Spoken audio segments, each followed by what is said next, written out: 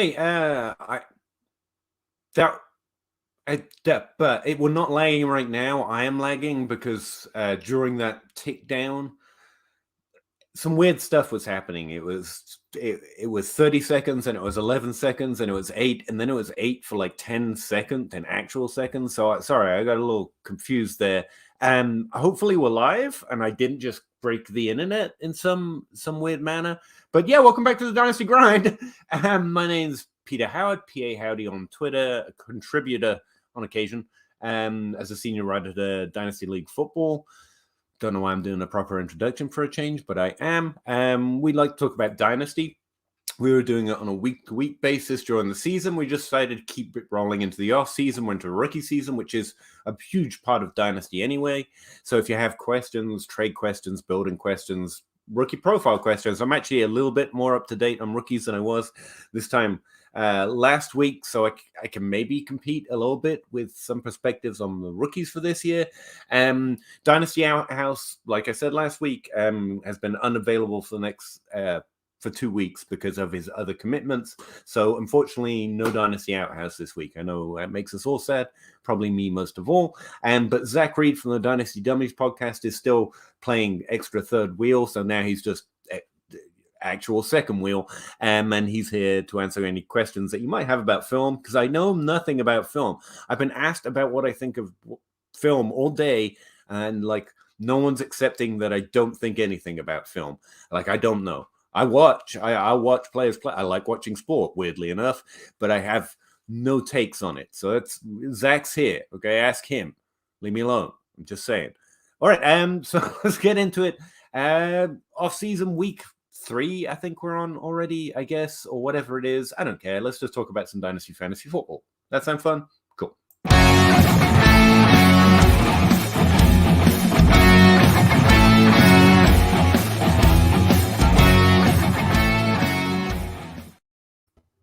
Hey, Zach. Hey, how's it going? The wheels are falling off. I don't know if it's second wheel, third wheel, but they're all coming off. My wheels have been off for so long, I'm just used to living in the gutter, I guess, to be honest. I'm constantly driving down the gutter. Wait, yeah, sorry, whatever. Yeah, exactly this. How you doing? I'm doing well. I'm excited to be here. I figure we probably field some questions like start for like week 4, 2022. Was that what we're doing? Yeah, pretty much. Like I forget that there's still games going on until they start, and my timeline just fills up with comments about what's actually going on. I'm like, oh yeah, that's a thing that's still happening. Normally I'm not this deep into rookies this year. I just kind of got lucky. Zeno was able to get me some data, and I wanted to get an earlier start on it, because despite you literally not having to know anything about them right now, as far as content goes, or people that like Dynasty, like the season just ended, but not really willing to give it up just yet. And so people actually have questions. And I'm like, yeah, okay, yeah. As someone trying to create some level of content, I should probably have an opinion on something. So I've been digging in a little bit, and getting grilled on Twitter about why I don't like all the right players. So that's fun. But yeah, we have comments already. What's up, Nicholas? How you doing? Nicholas has been in this chat, as far as I can tell, for about 2 hours, because this comment was sitting in here when I turned up to set up the stream. So, hey, Nick, how you doing? Not much. How about yourself? FF Lefty, you're live and good, Peter. I appreciate that, because I was a little worried there for a second, to be honest with you. I thought I'd broken something. I'm rebuilding. I traded Diggs for Deontay Johnson. Good trade for me. No. I like both players. I have them both in the top 12. I'd consider them both top 12 wide receivers. For Dynasty, I think Diggs has more trading value, probably. People love to clown on high volume guys. Yeah. And Deontay's not young, and Diggs has had an amazing, he's an amazing player, and people know it. So, it's fine. It's fine. You bought back 2 years.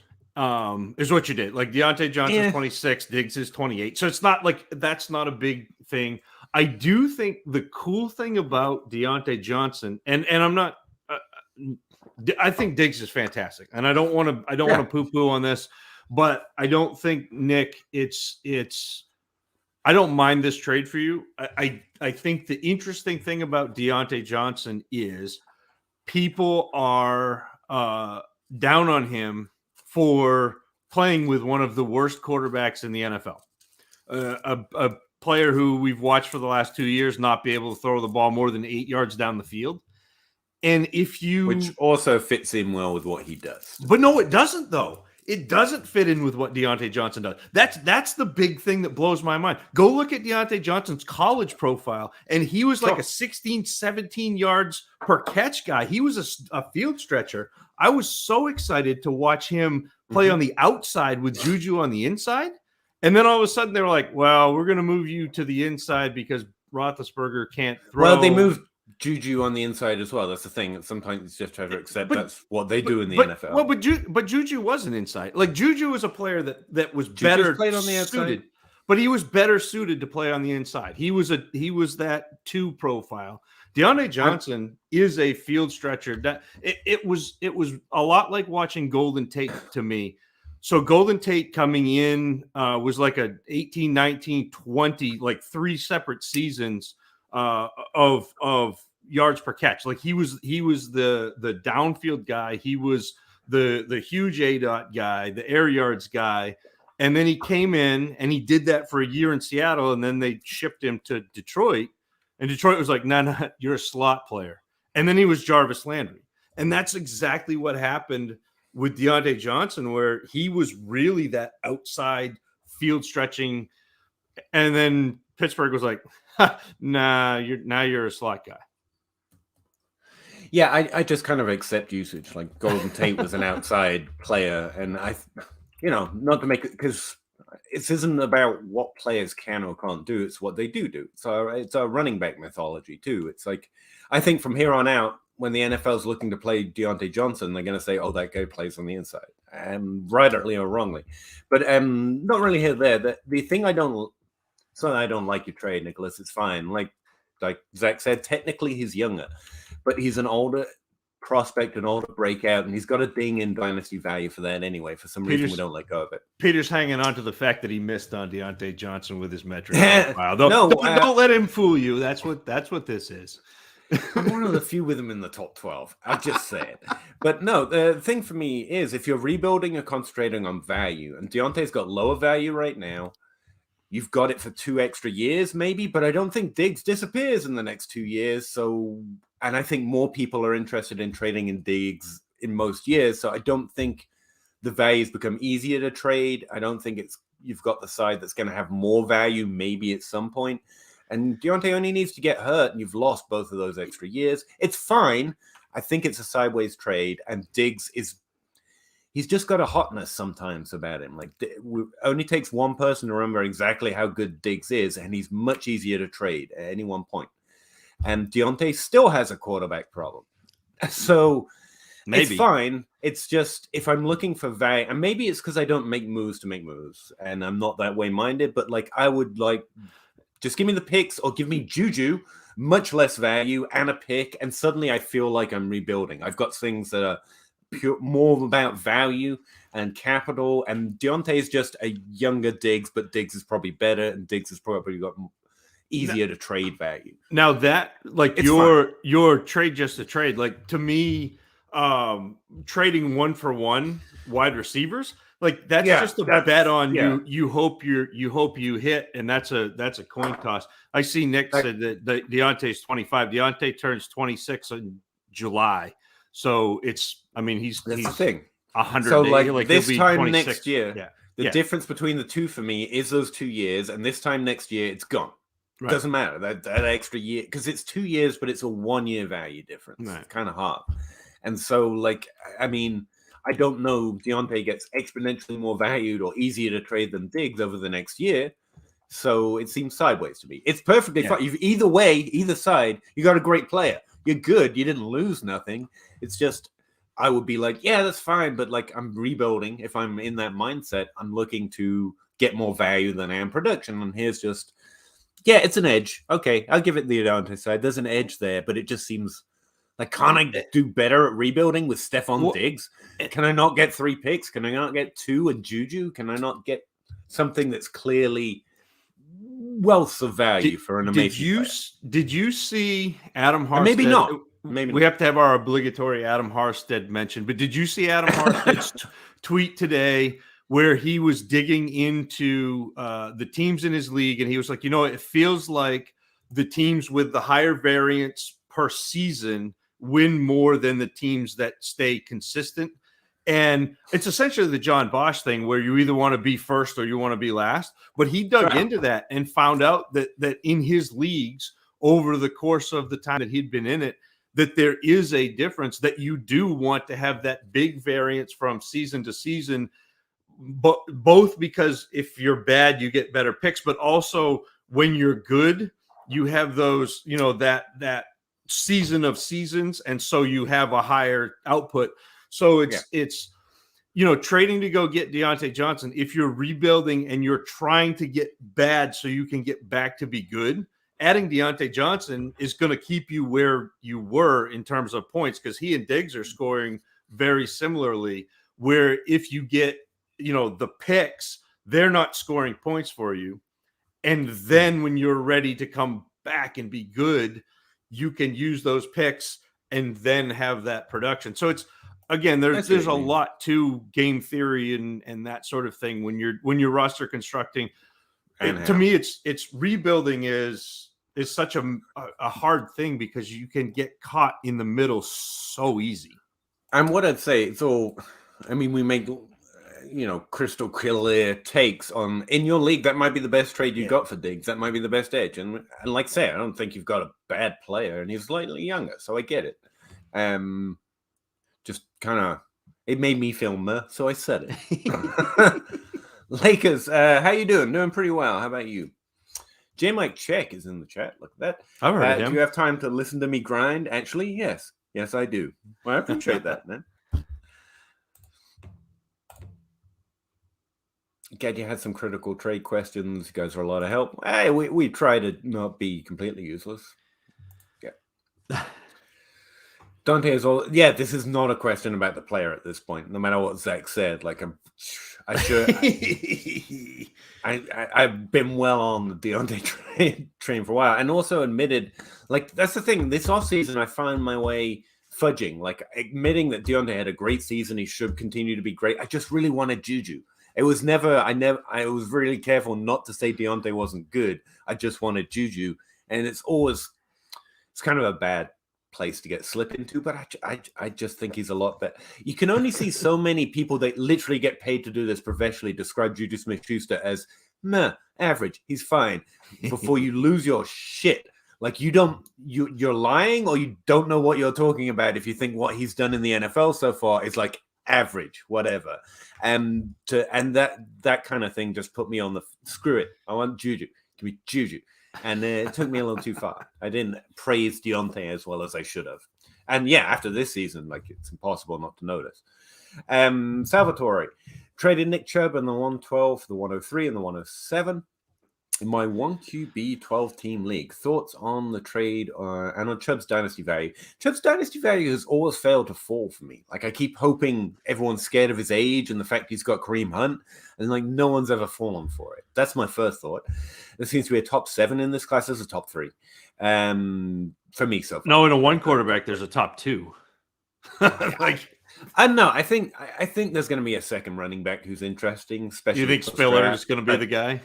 I don't know. I have no idea. But right now, I think Spiller is my running back 2. Yeah. And, there's going to be 2 running backs that get probably draft capital and a landing spot, and we'll rank them in the top 3. But top 7, get out of here. There was a top 7 last year, and it was an exceptionally good class, and we knew that. Top 7. No, I always feel remarkably I undervalue rookies when I'm talking to people about this stuff. But then I go look, and there's 11 players a year from every class that have 2+ fantasy relevant seasons. That's more than I generally think. But you all have to go too far. There aren't 7 great prospects. There are going to be around 11 great fantasy assets eventually. Some of them James Robinsons. Some of them are Adam Thielen. Some of them we won't even draft in the rookie class. And, they're going to take 4 years for us to figure them out. So but are there 7 great profiles in this class? No. There's 3, maybe 2, definitely, especially if you take quarterback out. Just saying, don't underrate the value of rookies, but also The 7's too much. But anyway, onto the trade. Chubb for the 2. Yeah, I think you got 2 high first round picks for Chubb.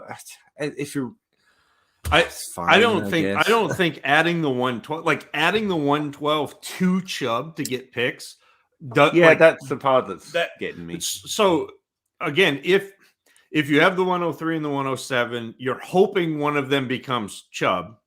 Like that's something you're actively doing. You've got a top 12 running back. You're hoping one of those becomes a top 12 running back. And then at 107, what do you like? You're hoping one of these wide receivers hits, and you're hoping the guy at 112 doesn't. I'm not confident enough in looking at this class. Looking at this class, to me, I can't promise I would do better at 7 than I would at 12. Yeah, there are 2 trees, and then it's like looking out over a prairie. It's a whole bunch of really flat, short scrub brushes. And there's Breece Hall and Treylon Burks that I'm really confident about. There are another probably 3 or 4 receivers that I like. There may be 3 or 4 running backs that are okay, like that I'm interested in. But to say it's 7 deep, like it's not. Like there are 2 players that I would have had graded out that would have been players that I wanted last year. In last year's draft. I would say last year's draft was 7 deep. Jameson Williams is kind of a wild card. Right now, I'm not sure what to think of him. He could easily make it a 3 or 4 tier class. Also, I haven't looked at tight end. Also, I haven't even finished running back. So this could easily be 7 by the time of the draft. I don't want Salvatore to get too upset here. Like, you're fine. And one thing I would say is now's not a terrible time to trade Chubb away if you can get value for him, because he's a running back and there's a lot to go through and injuries and all the risks that they entail. So, yeah, and you got 2 early round picks. What I would say is if your team's like really solid, then this trade it's sideways. If you're looking for value, then those 2 picks can probably get you more down the line. And I would be looking to move into 2023 rather than gamble that I got the right 2 picks. And in that case, trading Chubb will have worked for you because you're trading an older, amazing running back. But if you can keep pushing that value forward, you're actually building up your dynasty team because you're struggling a little bit. But if you've got Chubb, I'm assuming you did pretty well, but you may be slightly older. So there are ways this can work for you. It's not a terror like you ruined your team kind of a trade. But for me, just in a vacuum, it's a 112 heavy. Chubb for those 2 picks, I'd be like, yeah, that's someone valuing one of the best running backs in the league. I get that. They're really pushing.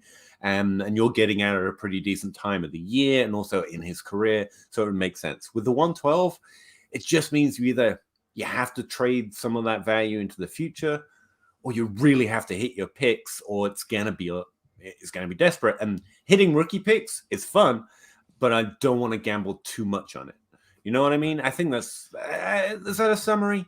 Like you were saying, you've either got to hit Chubb or and you've kind of lost a lot. Right. Which you can lose a trade. It's fine. You're not dead. I think if you plug this into a trade calculator of your choice, I think you probably came out on the win. Oh yeah, for sure. But I think it's a lot harder to pick the right players in rookie drafts, and especially this particular one where there really is not a lot of separation, and it's a lot of like, yeah, these guys are okay. Somebody is going to be good, but there aren't a lot of players that I'm really excited about. Right.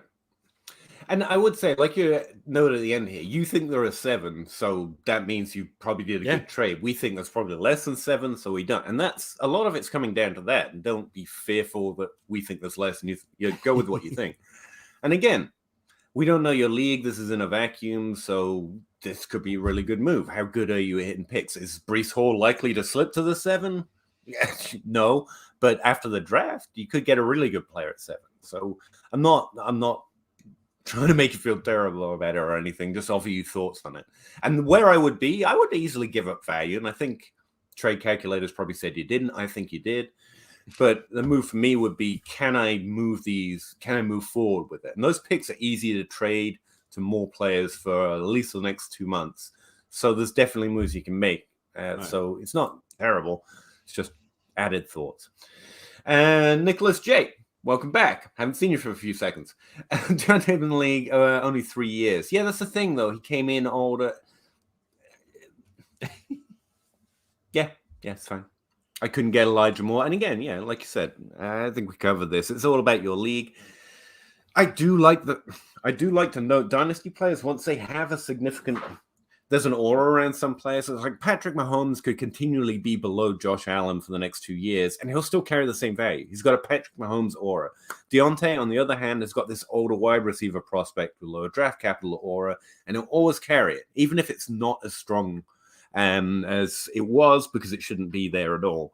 And I like to put pins in those things, because right now Deontay seems like a great trade target for me, because I expect to get him for less than Stephon Diggs. But it's all dependent on your league. I'm fine rostering either. I think you're perfectly fine. I only have Nick Chubb as my running back one. I need to start players in January. It's fine. You don't have to fill a roster. And Nick Chubb's getting trades right now, so you're good.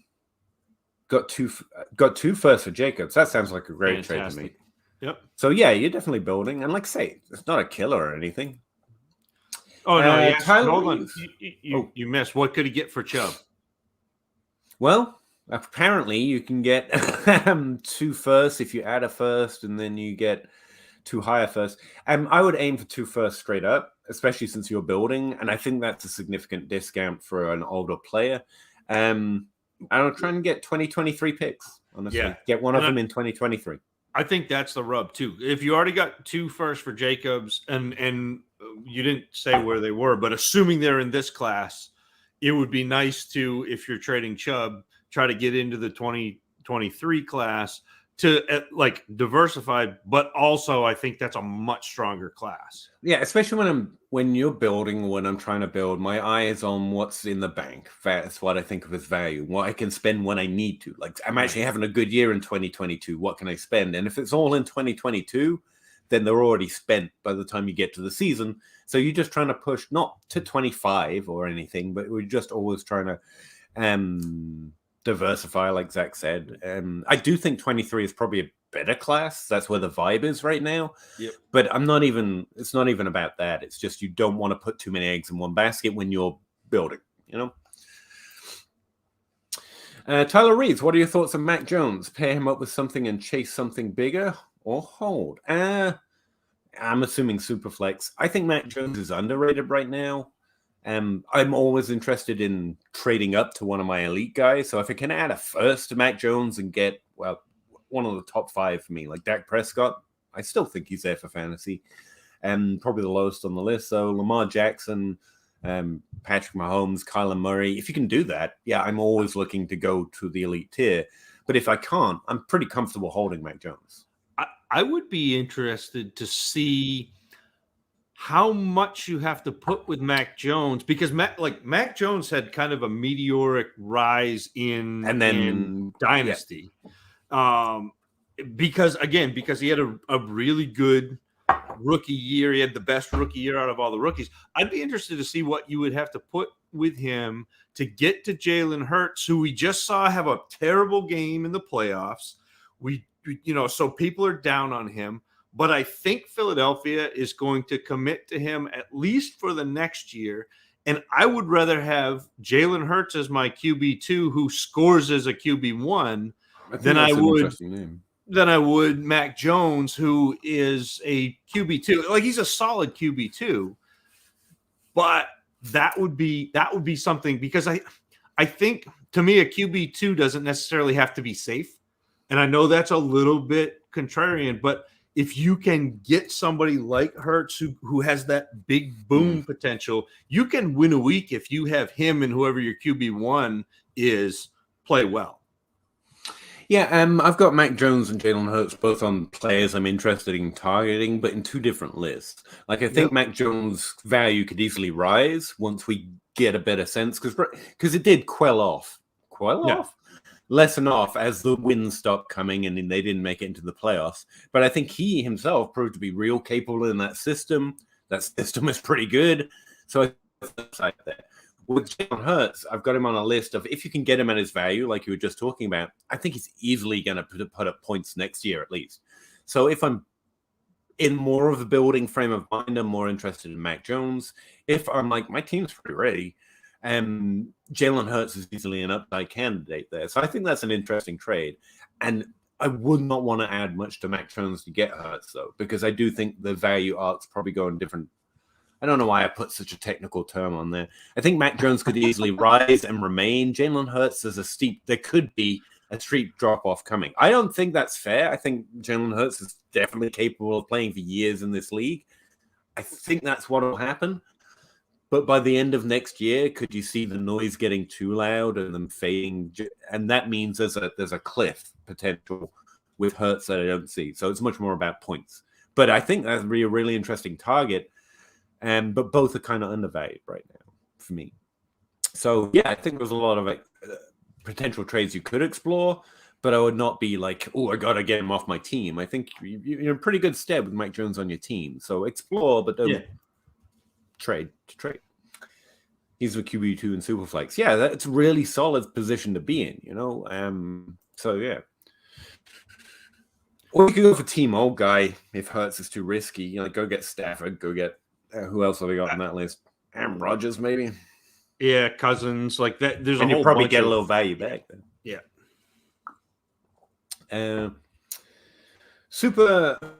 Let me try here. Super Mosley 5. That's what I'm going to call you. Contending team just won it all. Congrats, man.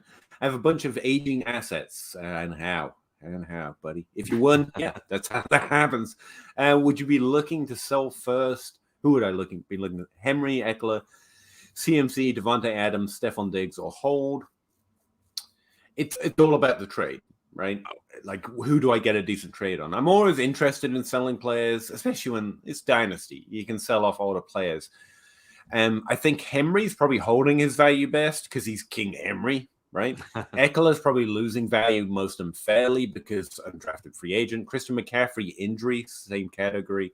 Adams, I think you're just holding Adams right now. But if you get a good trade for him, I wouldn't be scared of it. Diggs, same thing.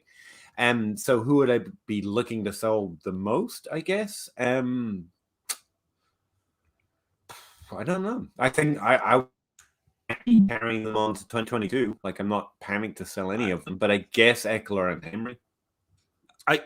I think for me, with this set and with the situation that you're in, Super Mosley, like, I am probably running it back next year because you also have the 4 firsts in 23.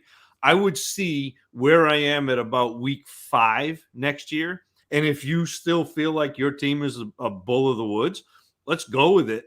You can still trade those players at the end of the season and reload, but you've already got 423 firsts. Yeah, I was going to say that was part of it. Otherwise, you'd be like, just get some 23 capital for these because your team's going to take over next year. But since you've already got that, run it back, especially if you just if you just won.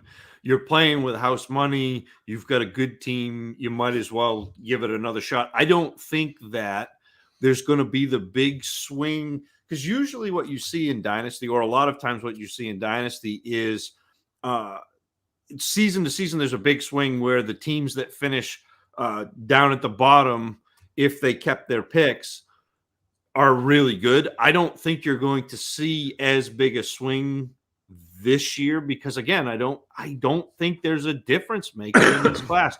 As much as I like Breece Hall, he's not in the same tier as, Saquon Barkley, Christian McCaffrey, Dalvin Cook. He's not in that difference making tier. He's the next tier down. He's like potential to be like running back 8 through 18 or whatever. Like, he's good, but he's like David Montgomery plus. He would have been in the same tier last year for me, or maybe just a touchdown from Najee Harris and Javonte Williams. So I think I like your chances of being able to run it back and then still have the 4 firsts for the year after. So yeah, I think you're in good standing. I do hate giving the don't do anything advice, though. But where you've got picks and you've also got players, it's like, well, you don't he's need, already done something. Yeah. I would say, I mean, what would I explore? Okay, Jonathan Taylor, clearly, Justin Jefferson, Jamar Chase. Those are the three things that you don't have. That's the only things you don't have, as far as I can see. So, I mean, CMC is an injury risk. I think his value is way too low. That's why I haven't mentioned him as a trade candidate. So if the player with one of those guys on their roster still really values CMC, I mean, that's what you're getting young and keeping points with any of those three players. CMC for what? With Jonathan Taylor or Eckler, who, what do the Chargers need on offense outside of a running back, maybe? And they keep throwing depth picks behind Eckler, and Eckler's just great. Don't get me wrong. That's why I'm not eager to trade him. But there's greater risk for running backs in the offseason. The draft is coming. I don't do draft predictions at all, but what do the Chargers have to add? I'm imagining it's O-line, I'm imagining it's defense, much more so than offense. Our offense is solid as hell.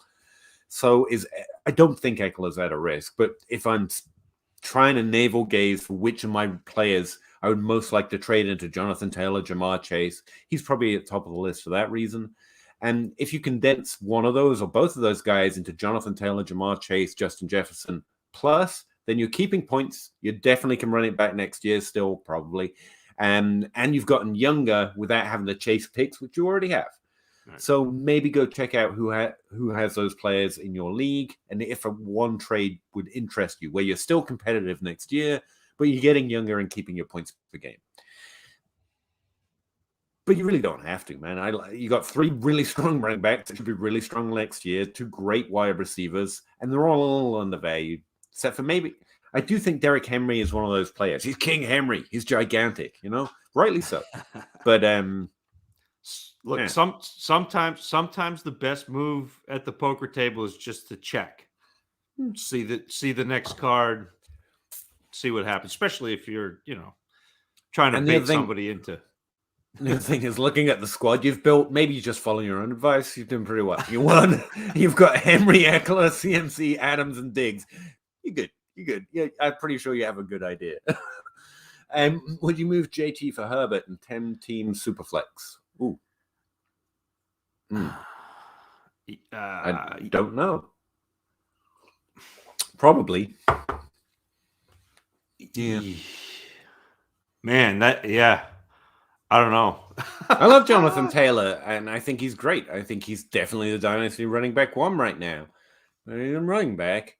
And I think the hype's just got nowhere to go but up from here till the end of the season. I'm worried about that. Like, already seeing, he's got elite. He's right there. We don't need to hype it up anymore. We're going to get too over our skis. He's not LaDainian Tomlinson because no one can be at this point. He's as good as we can get. As good as you can hope to get, undoubtedly. I don't know what I'm saying here. Just I fear the Jonathan Taylor hype a little bit. And Justin Herbert's definitely going to be on your squad and of higher value for longer. So I'm interested in it.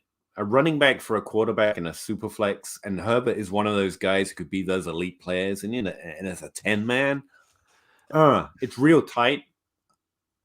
It's roster construction. It's what do you have for quarterbacks versus what do you have for running backs? If you have, if you have another top 10 running back, or actually I shouldn't even say top 10 running back. If you have one of those top 3 or 4, like the difference maker running backs, or if you have another top 4 or 5 quarterback, it's roster construction at that point, because it's where you able to score more points with your secondary pieces.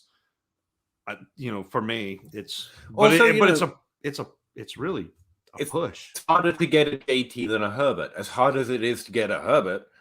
Right. And Herbert isn't necessarily in everyone's top 5. He's, as far as the NFL goes, he should be. Dynasty, there's a strong tier with Herbert in it, but there are others. With Jonathan Taylor, he's probably in a tier by himself for Dynasty right now, as far as running back goes. So in that way, I want to keep Jonathan Taylor. But what does my roster construction look like, as Zach pointed out? And in a 10 team, that's what's got me here. The 10 team, like JT is a difference maker here. And difference maker in a smaller team league like that instead of 12. I probably lean JT, and it's really awkward to say. Because the counterpoint there is, what does your team look like? Herbert's going to be there for 5 years, easy at this value.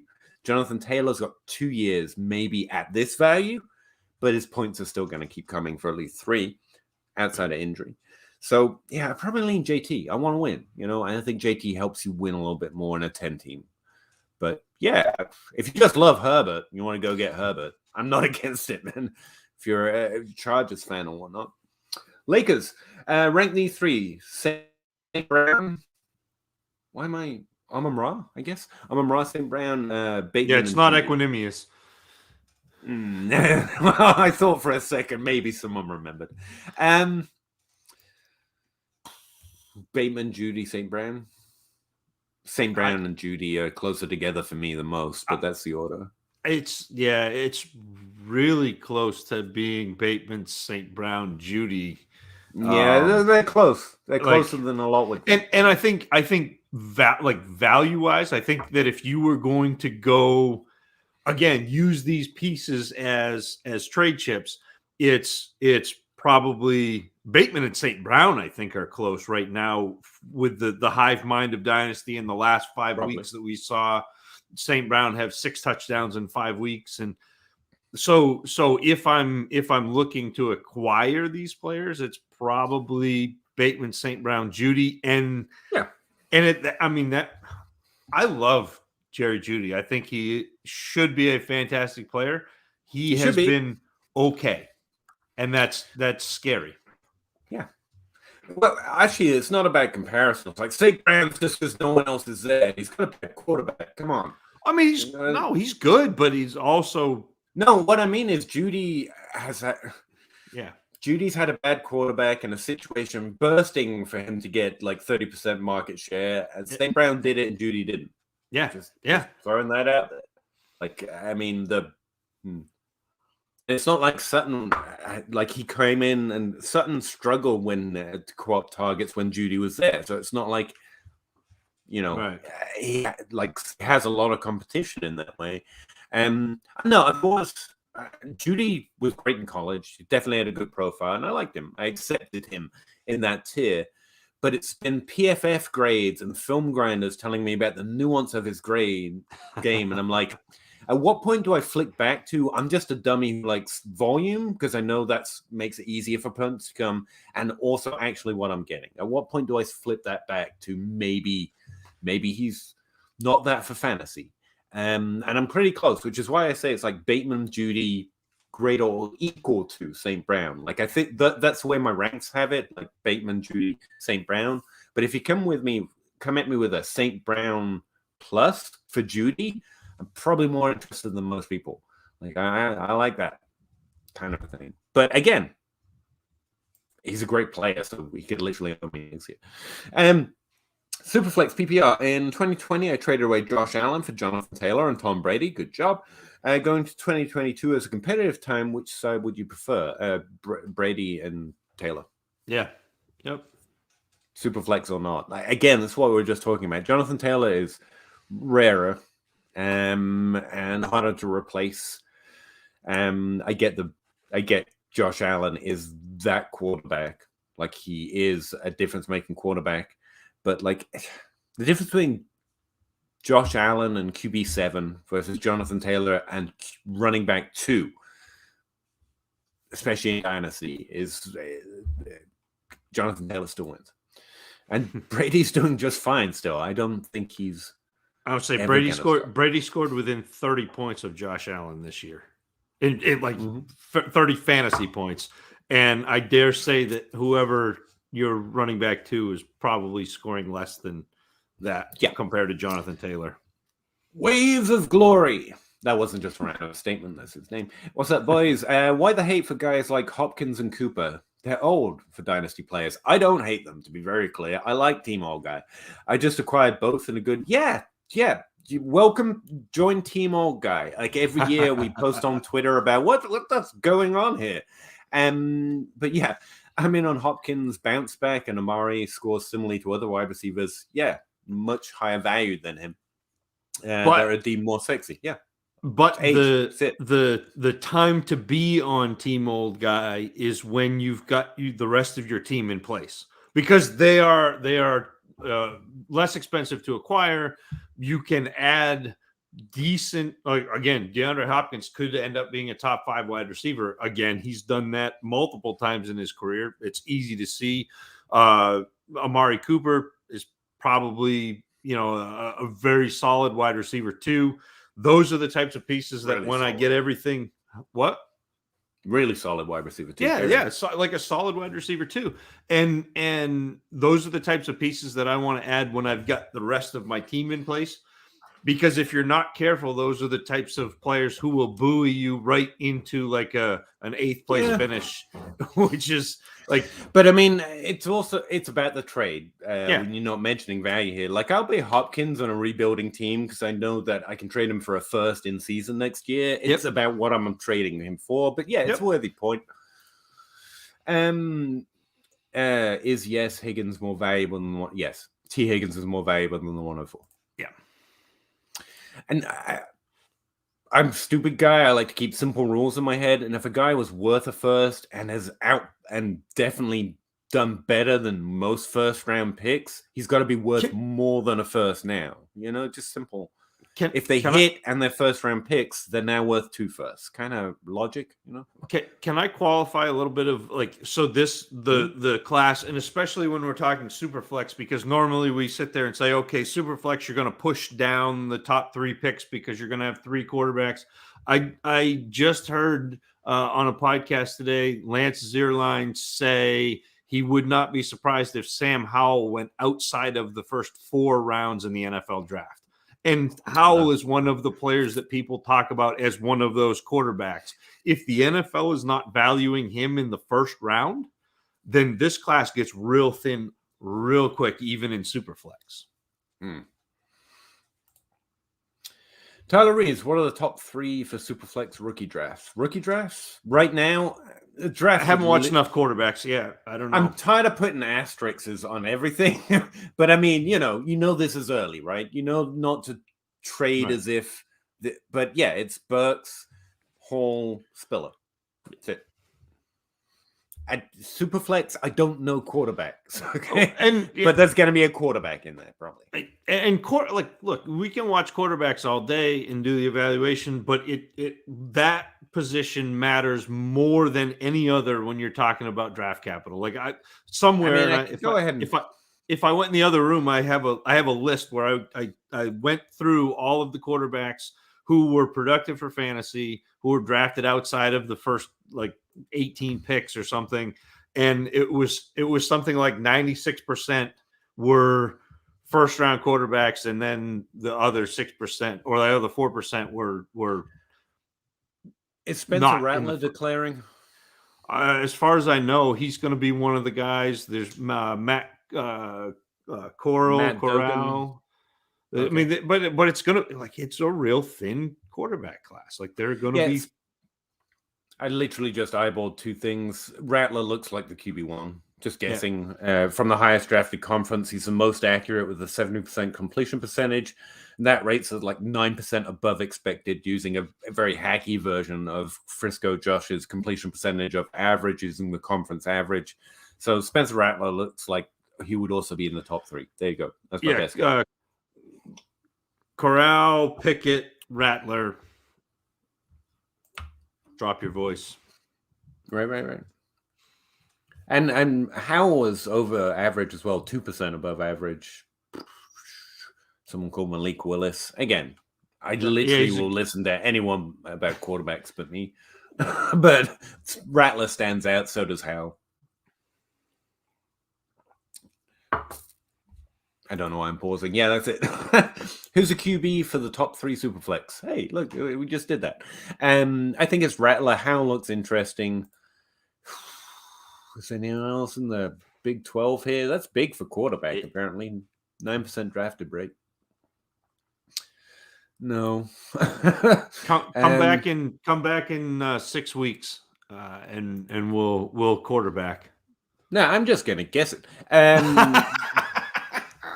Love it. Spencer Rattler, Sam Howell, and Carson Strong from Nevada. There you go. Those are my top 3 right now because I looked at them for 4 seconds right there. Kid Coop. First year in Dynasty, my worst trade was not getting rid of Mike Williams for Waddle. That would have been a really good trade. Early in the season, my best trade was getting rid of Henderson for Bateman. Yeah, that was a good trade. Yeah, that's a win. For 23 top 8 pick. Nice. Keep trading. Just keep on swimming. Salvatore, in almost every trade I do in the offseason, I do it for value. I made 120 trades last season. You're in good leagues, man. That means you got people willing to trade with you that much. I would also point that's like inherently good for Dynasty. Good job. Joe Herbert, I see Jameson Williams as a Z receiver in the NFL. That keeps me from pushing him higher on my board. Yeah, I'm starting to become less skittish of Jameson. I was just looking at him just in terms of Alabama history, comparing the past prospects. Here's the thing. I've got 1 year where he played more than 8 games. So I already know there needs to be an asterisk on it. But if I just look at all of his performance, yeah, he fits in with the good players that have come from Alabama. And that last year was pretty significant. 2.9 yards per team pass attempt. That's really good. Okay, that's really good. The draft going to clear up a lot for players like that for me. If they're willing to go in on that player while he's injured, pretty hopeful. Right now, the player that keeps occurring to me is Mike Williams. Mike Williams suffered a terrible injury. Mike Williams was more of a Z receiver. I remember someone using that term. That doesn't mean he's going to have Mike Williams' career, but it does provide hope for a guy who's just had an injury, had a limited college season, not quite as limited. But, I mean, there's comparisons to be made. He is interesting for me, and I have him probably lower than a lot of people will this year. But for me, looking at Jameson Williams, he's got absolutely elite speed, but it is build-up speed. It's not instantaneous. So, like, there's some Tyreek Hill, for example. Like, you watch him run, and he's off the line like crazy. Right. Justin Jefferson was that way for me. I don't think Williams is that instant speed, but he's very, very fast. He also played outside and has a couple of moves off press, which is nice, especially for a player. Like, he's 6'2", but he's only 189 pounds. So, like, he's not the DK Metcalf, like, hand fighting, plowing guys over, but he's got a real good hesitation move. And then he uses a jab step, and then he combines it with a swim. So he will jab one way, bring his body across the defender's body to be able to kind of create space that way. He's very good yards after the catch on slants, which is something that I know, Joe, you're seeing him as more of the field stretcher and down the field receiver, and he may be. I mean, that was the Henry Ruggs role, but it was also what people thought Jalen Waddle was going to come into the NFL and do.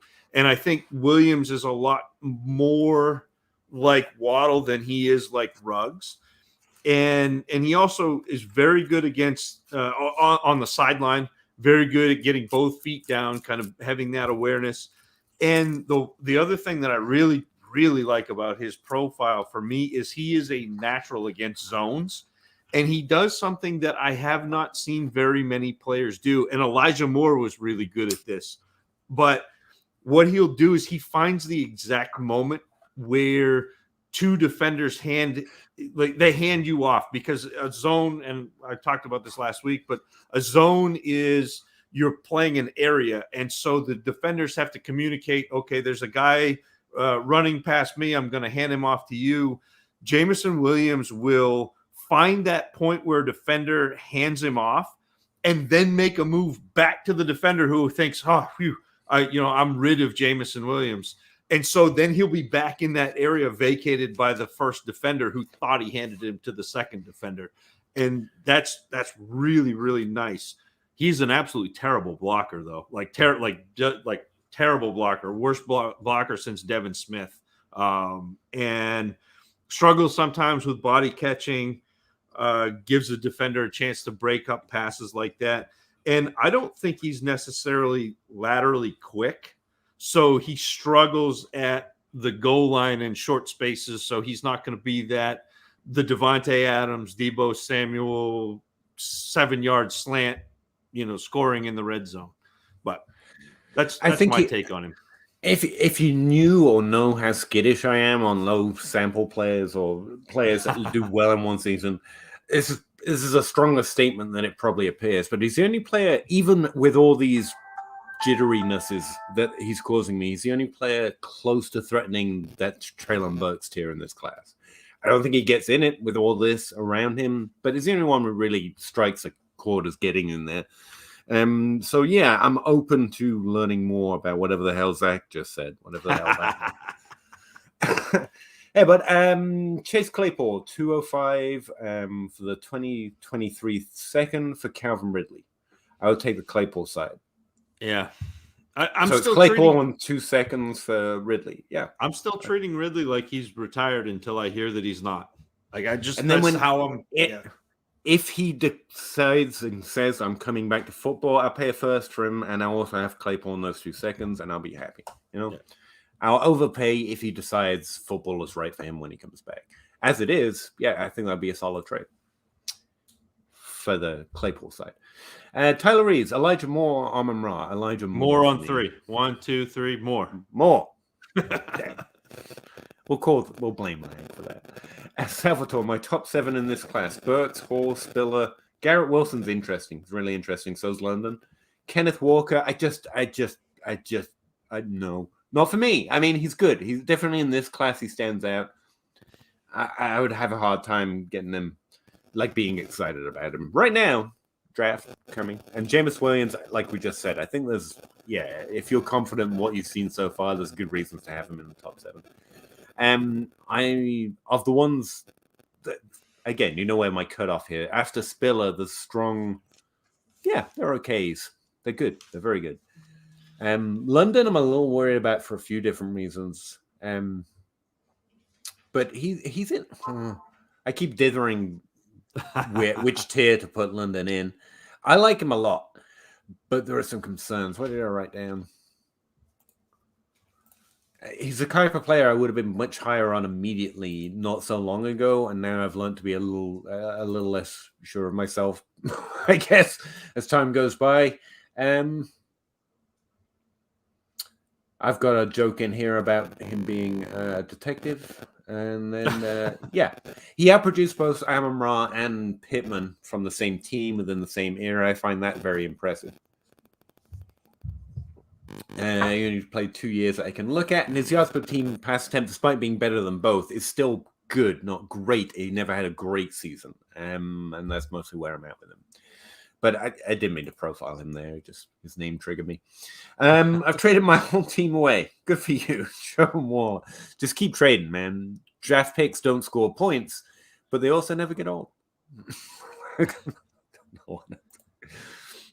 Corey MB, thoughts on Etienne? I think it's a strong buy, and for running back right now, that's rare. Because everyone's in on Cam Akers, everyone's in on Jonathan Taylor. Mostly, I'm only interested in really cheap kind of running backs for this time of year. Etienne just kind of getting overlooked a little bit. I've had him on my list for the last few weeks for that reason. Just because, again, his value is going to spike. He's a young running back we're going to assume takes the role from James Robinson. I think James Robinson wins, but I'm also a slave to value, and Etienne's probably going to go up a lot. As for who he is, great profile from college, great draft capital to a bad team, with an already present good running back. Who, again, that coaching staff is going to be different. We don't know how that's going to land. But that's not really about Etienne. That's a terrible thing for running backs, man. They don't seem able to force the issue as much. He's kind of at the whim of where that coaching staff lands, who ends up the job. And that's not to say everything he's done on a football field, I think, has been good. The latest DLF ADP. So for was this January now? Is that where we're at? We're in January. We're in January. I'm pretty sure. So the latest the January DLF ADP has Etienne at running back 19. As soon as you see a video in training camp it's going up as soon as you do. Like, to me, he and Michael Carter, who Michael Carter's going as the running back 24, those two guys are probably the biggest risers for running backs that, again, you don't buy now, but Etienne, you can buy. I mean, maybe that's what I mean. Now. You can actually buy Etienne right now. They're very rare. Yeah, and like, I'm not even a big Etienne believer. No, I can't wait for it to happen because I want to be back on the James Robinson trade. Yeah. And I can't do that until Etienne's value skyrockets, and I think it will. I'm just waiting now. I've got Etienne on my taxi squad in No Name, and as soon as I see the shirtless video of him slow-mo, running or doing the ladder drill or something, I am putting him up on the trading block so fast. It's going to be fantastic. And to be clear, this isn't like for your stupid league mates. If it's not then, it's when the practice games come up, or it's when the preseason games come up, or it's when he actually probably gets a job, at least in a game, and they're like, look, there's a first-round running back who's always been good. He's back from his health, back from his injury. Like, that's Cam Akers, but we haven't seen as much of him yet. Like, even your good league mates who know their stuff will know the value is there. The production could very likely be very high. James Robinson plus, because first-round draft capital. And his value will spike. It's not a stupid take. It's just that people are lagged on it right now. And so that's why I think he's a strong buy. I really do think Robinson wins a job eventually, but that's because I like to stay on team unlikely. And I love Robinson, undrafted free agent. Hey, Pete. Hey, Zach. Which tight end is the most realistic upside? Njoku, Troutman, Brevin Jordan? Shrugs. Shrugs in nerd. Yeah. I don't know. Yeah. Honestly, they're all kind of off my list. Yeah, I don't have any of them. Let's see. Njoku's definitely got the athletic profile. But his value will be hard to ever spike where he's disappointed dynasty players. Probably Brevin Jordan for value and Njoku for production. Troutman, I gave up on that while ago, I think. Yeah, no, I think that's no. I think you hit. I think you hit that. Like, but they're all kind of uninspiring. I think that Brevin Jordan is probably if you're talking upside where we're cheating and we say value upside or production upside, it's definitely Brevin Jordan. Always use the dynasty cheat code, man. Well, that's it. I mean, you've got to if you're doing this sort of thing, you've got to be able to like spin the question around and answer it the way you want to. And so, yeah, the minute he does anything, and he should start to do things from next year on. I mean, something. He's high drafted, and he's a good athlete. Nerds like me will be telling you he was a larger part of his team's receiving game than Kyle Pitts was, drafted in the same year. Tight ends normally don't break out year one. Yeah, I think there could be a value jump, but Brevin Jordan could also just be a good NFL player, like Gerald Everett or whatever. But even Everett receives a spike eventually when he did score some touchdowns, Not even going to try it. Hey, guy. Trevontae, Dobbins, Penny, Michelle, I'm guessing, and Chris Evans at running back, and I feel like double dipping on rookie wide receiver with a 101 and the 201. Is it wrong? My wide receivers are CD, Elijah, Devontae, Claypool, Rondell. Best available. Best. Yeah, draft for value, trade for need. That's a dynasty outhouse. Even though he's not here, he's here in spirit. So yeah, like I right now, I think without seeing draft capital, which is a big piece of the puzzle, without seeing landing spot, which is another fairly substantial piece of the puzzle, I don't see why taking Burks at 101 wouldn't be a good idea. And then at 201, whatever. I mean, you got 15 wide receivers that are all the same guy to choose from, so you might as well. Sorry. Which name do you prefer, I guess? Yeah, it's a little hard. I would say, and the biggest thing Zach said there for me is don't predict who you're going to pick right now, because then when you get to the draft, you're like, bro, I was going to take Burks, but he was drafted in the 7th round. Like, it's really up in the air, but I think, the Hakeem Butler corollary. where everyone had Hakeem Butler was DLF's wide receiver. Well, the 101 in that class. Like he was the guy. No, and not mine either, but he was very loud on that until the draft. And as soon as he got drafted in the did he go in the 4th round? Yeah, because I think he was like the 2nd pick on day 3. And as soon as that happened, it was just like letting all the air out of the balloon. You got the he could have gone 101 in the NFL draft, and I would have been very AJ Brown, baby. No, wait, you had N'Keal Harry there. I forget. Sorry. Did I lose you? I think I lost you too. Well, we found each other again. It's okay. That was a weird year. Joshua Beebe, hey, I see Jones as next Derek Carr. Jones? Mac Jones. Mac. Sorry, not maybe develop into a Cousins. Wow. Want Hurts more by a good bit, but I play in 18-month windows. That's fine. Yeah. Mac Jones or Lance? Mac Jones. Yeah. I continue to take the under on all the Twitter film evaluators. Well, and look, it's just his legs. It's literally that's the piece of Trey Lance that everyone is banking on is his legs. Yeah, it's Mac Jones for me. Yeah, and that's why Lance goes well before Jones in startups. I would trade Lance for whatever plus for Mac Jones, or the other way around. You know what I mean? Like it's just too high for me. Trey Lance ADP on startups is around Highland. Yes, this is exactly what I'm saying. It's not like I don't get it. It's that you're already paying for it. I don't get that. Yeah, it's kind of crazy. And when for me, when I notice something like that, it's like I get it, but that's insane. Like it's what we very do clear to me, and I could be wrong. I just kind of go all in on no, and that's where I'm at in Lance. Like you're not convincing me to be this stupid. Even if it works out, I don't care. It was Carson Wentz as the quarterback 1 overall in Dynasty after his first year. It's the Baker Mayfield as quarterback 3 overall after his first year. We've gotten to this point where in order to be in on a guy, you have to put him so far above everybody else that it's not worth there's no meat on the bone. There's no, if you're wrong, that hurts a ton. Whereas somebody like Mac Jones, if you're wrong on Mac Jones, you take him at quarterback 16, that doesn't hurt. If you're wrong on Trey Lance at quarterback 7, that hurts a lot. For me, it's like the elite room of those takes. It honestly, the one it reminds me is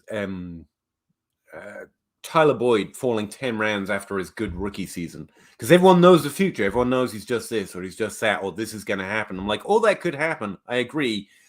You're being stupid to bet on it that strongly. Like, I don't need Tyler Boyd or any of that.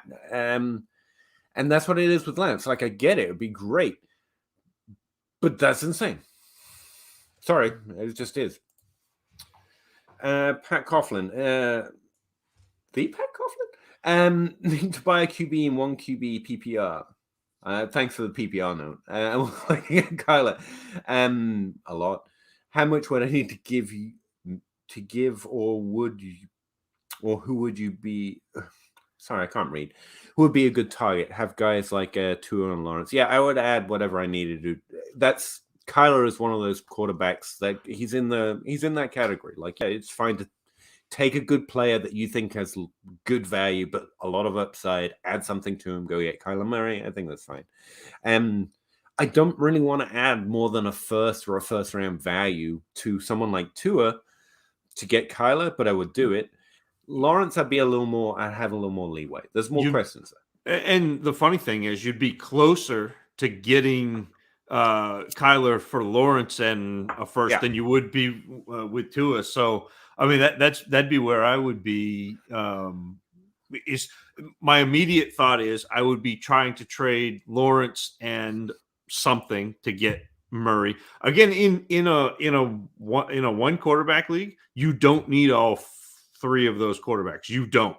Lance, I would probably hang on to just because in the off chance that he does have that rushing upside to be a top 3 or 4, but the other two are expendable. Like you don't need quarterbacks. You need Kyler Murray. Like that's really what you need in one quarterback league. He asked, Pat asked, or who would be a good target. 2 is honestly one of my targets, but that doesn't mean you can't trade him. It's like if he's on someone else's roster, I think I am cheaper. Who are my targets? Who do I really want? It's Kyler Murray, Pat Mahomes, and Lamar Jackson.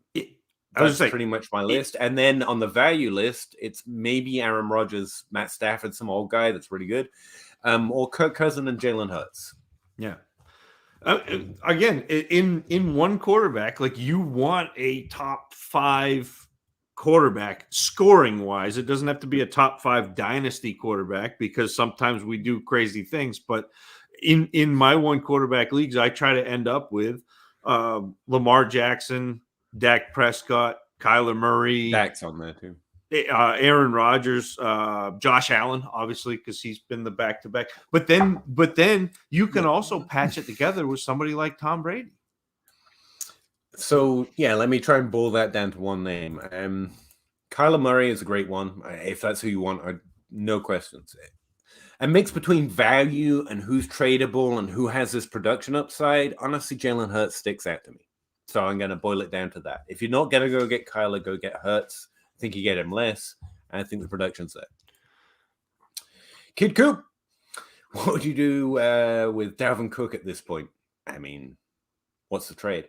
Dump him now before his value. I think his value is already questionable in Dynasty since we started the offseason. And the injury history. I would be kicking the tires on trades right now while it's still the name value Dalvin Cook, and we're hoping that somebody will bite. And I hate to do the Dynasty cheat code, but what is it you said earlier? If you can run it back, if your team can win next year, like you really think it's going to win, just keep Dalvin Cook.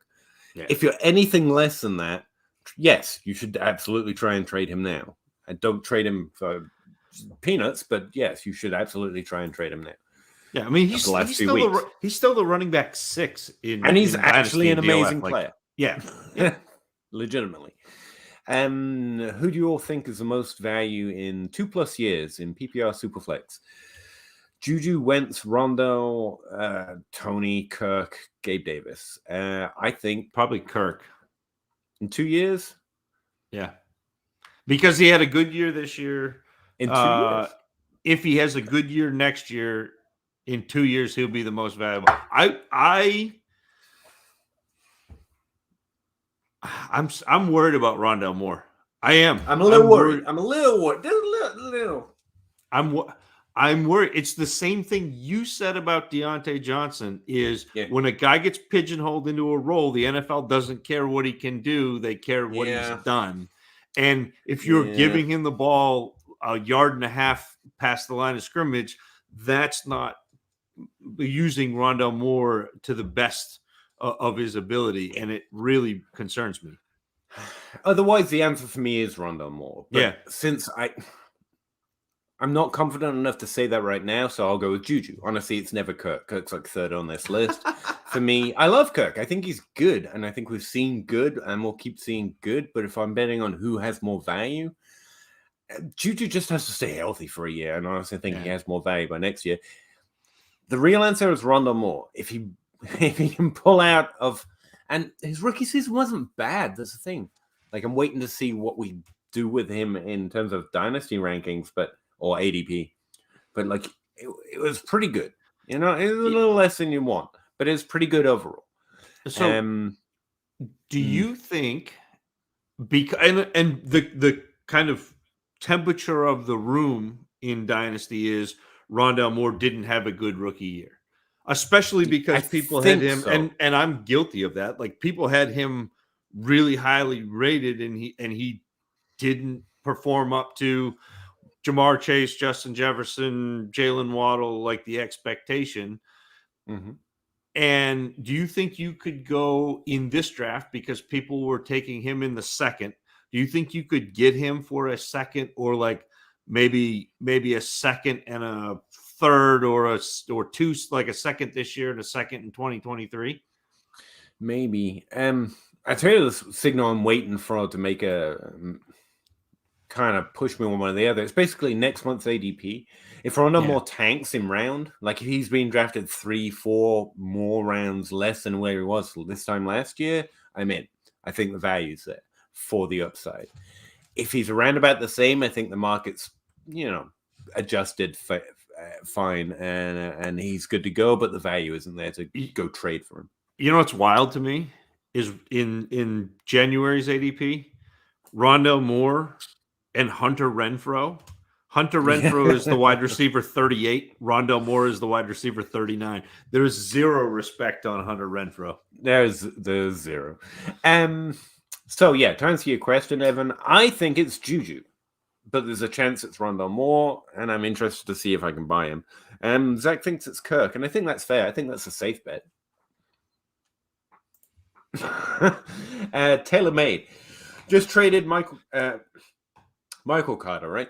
The 101 and 24 first. Okay, good job. Gabe Davis for Jamar Chase. Thoughts? Win. Yeah, I mean, yeah. Yeah.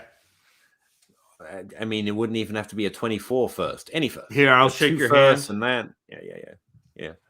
Seems like a show-off trade, and I'm glad you brought it along. Like, I love seeing those. That's fine. Good job. Rondale Moore needs to get needs what to get Debo? I don't know at this point, but I want Debo. Oh! I thought he meant like what he needs to get to Debo in terms of like as a player. Because it's not even in the same ballpark in terms of like what they do on the field, but trade wise, that's the next one says trade wise. I just hadn't gotten down there.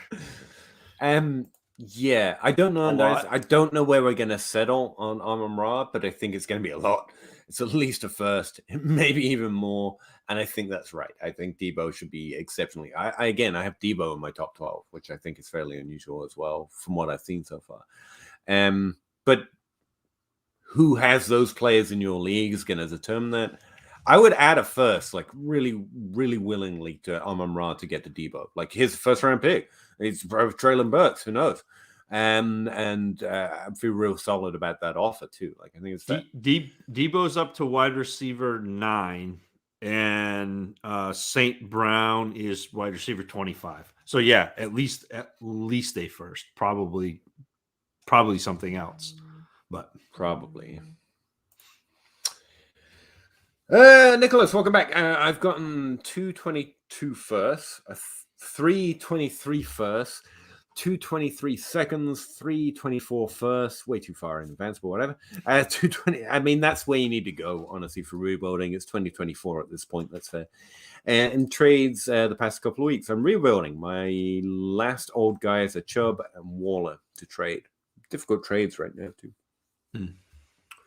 Yeah, I think you'll have better luck with Waller in season next year when he gets healthy. Right. For sure. Maybe even Chubb. When Chubb gets back to literally being one of the best running backs in the NFL, it'll probably be easier to trade. David Shaheen, I have the 101 in a 12-team Superflex. Don't worry, I traded for it. Okay. Rookies aside, what are some possible trade avenues you would explore to trade down or trade for a veteran? Good question. Do you have any veterans in mind? I don't know if I have any veterans in mind right off the top of my head, but I think what I definitely would be looking to trade down. And again, we talk about acquiring the 23 picks. If you can trade down to a lower pick, somebody who thinks that they know more than they do and had a good year this year, acquire that 23 pick and then add, like an early second or whatever. I think that's a good way to do it. In terms of veterans, I don't know what the 101 is going to be worth yet. It's so early to me to even fathom what the 101 is going to slot in being. Yeah, what I was going to say is just from what I know right now, there's nothing else in this draft I'm desperate to trade for. So if I don't want the 101, I want to trade out to the next draft and grab a veteran. As far as what veteran it is, again, your league values may differ. Veterans I've got in mind that I might be think of pretty good values. Michael Thomas, but I don't think Dynasty players are crazy enough to give up Michael Thomas just to get the 101 this year. But Maisie, if they're thinking it's Breece Hall and he's a running back, maybe. But if I'm gonna try and guarantee getting that next year pick as well, Marcus Brown, he's on my list. How about the kind of the unsexy? So when we talked about Deontay Johnson as not being a very sexy player, and if somebody is looking at a quarterback, or AJ Brown is kind of in that area where like he had a down year, he didn't perform like people thought he was going to. AJ Brown's a good one too. I think he was nicked up. Like that's the type of player where, especially in a super flex, where is he old now? Am I allowed to put him on that list? Okay, he's on. He's 24, no question. but that's old now. Awesome. But that's the type of, especially in a super flex league where quarterback is down this year, but somebody is going to have to be trading for a quarterback. Somebody's going to have to move up or want to move up. And if you can add a player like AJ Brown for that 101 in a super flex, or Deontay Johnson, like those are players that I'm looking to go get. Honestly, I'm greedy. I don't think my mind's on veterans necessarily just to trade the 101. I would be looking for a 2023 first and Devontae Smith, Elijah Moore. What can I do with this 101 to get a trade like that? I even had some player on my roster to get a 23 first and Devontae Smith or Elijah Moore. Those would probably be top of my list. But yeah, just gotta say that. Try and trade down to a mid-late first pick and pick up a 2023 first. And I think that's fine too. It's just I'd be more interested in a player than a later pick in this draft. If I'm out, I'm out. But if that's a trade you can get, I think it's fair too. But I'd wait until the NFL Combine. Yeah, again, draft picks are going to continue to accrue value. Well, and also, I mean, you're assuming that Burks is going to be the 101 too. And based on some rumblings I'm hearing, that he might be lower drafted than we're expecting right now. Yeah, I've heard he can't run routes. Twitter getting involved. I don't know that I care. He's a slot receiver, Peter. He's a slot receiver. I don't care. They can say it as much as they want. I will never think Riley Ridley is good. And no, I don't care. But it can. If that's popping off for film, then it could for some scouts, and it could for draft value, and then Trey Burks starts to fall, which means that I still like his production just as much, but I don't have to have the 101 or 1-2. He feels AJ Brownish to me. Yeah, a little bit. Yeah, there's some remarkable comparisons to be made to AJ Brown. What should I offer with Waller or Goddard for Fairmouth? You shouldn't have to add, but I do. Fairmouth has hit the top 12 in Dynasty. Like he's in the top 12. And it feels like half of us know that, and half of us are like, who? What? Fairmouth? Because his production fell off after a couple of weeks. And so he hit the top 12, and then. So he's there, but not there. But Waller and Goddard both have more sure top 5 upside. You should be getting something with Fairmouth to trade down to Fairmouth. Right. And if the half of Dynasty that doesn't quite realize he's top 12 right now is the one rostering him, you can get that. So I try to do that. Also, Freiermuth was what do you have, 7 or 8 touchdowns, and again, like depending on what happens with the quarterback situation, if they don't replace Roethlisberger with somebody competent, they're not going to score. Like they are very bad.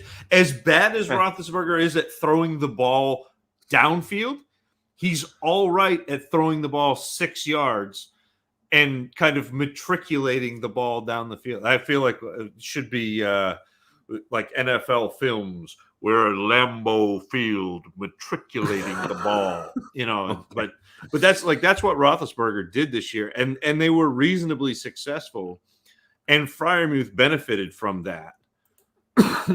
So it to the tune of, like I said, 7 or 8 touchdowns. I'd have to look that up, but it was a lot. Yep. Evan, Nicholas, I still have one. Yeah, and I don't know. I gotta have a sincere conversation with Dynasty Outhouse. Is it just that he burnt him this year? But he's so out and Waller, and I'm like, I don't understand why. Yeah, Tight he's ends top 5. just stick around. Yeah, Easily. 7 touchdowns for Frymuth. He's as much still Waller as Kelsey is still Kelsey, and no one's really worried about that. Well, a few people because of his age. But. Had CMC and Barkley as running back too, so it's certainly safe to say JT outscores both of them by a lot. Yeah, that's painful. Yeah. Nicholas, 105 in the second this year for Chubb. Got the 103 and 107 so far. Like, I don't want more draft capital in this draft class. I hate to be that guy, but I'm like, I'm good. I'm good on 2022. Yeah. That's honestly my feeling. And I think if you can't get it now, in season, you can probably get what you want for Chubb. So if you want my feelings on the 2022 class, go to your Apple Podcast app, download Dynasty Dummies episode 213 and listen to the first minute and 6 seconds, because I did a parody song about this class, and I called the parody song Good Charlotte, Bad Class, and I did it to Good Charlotte's song Anthem. So go that'll tell you everything you need to know about what this class feels like. And again, friendly reminder, good players come from bad classes all the time. What we're talking about is the difference between the ease of spotting the different kind of players in this class versus last year or the year before. Not even the number of good players, just the ease with which it will be to rank and spot. Like last year, I wanted to parade out my rookie ranks from last year. Here's the thing. Most of us got it almost exactly right. That's what made it such a good class. There were so many, and also there was so easily to spot these guys are better than most.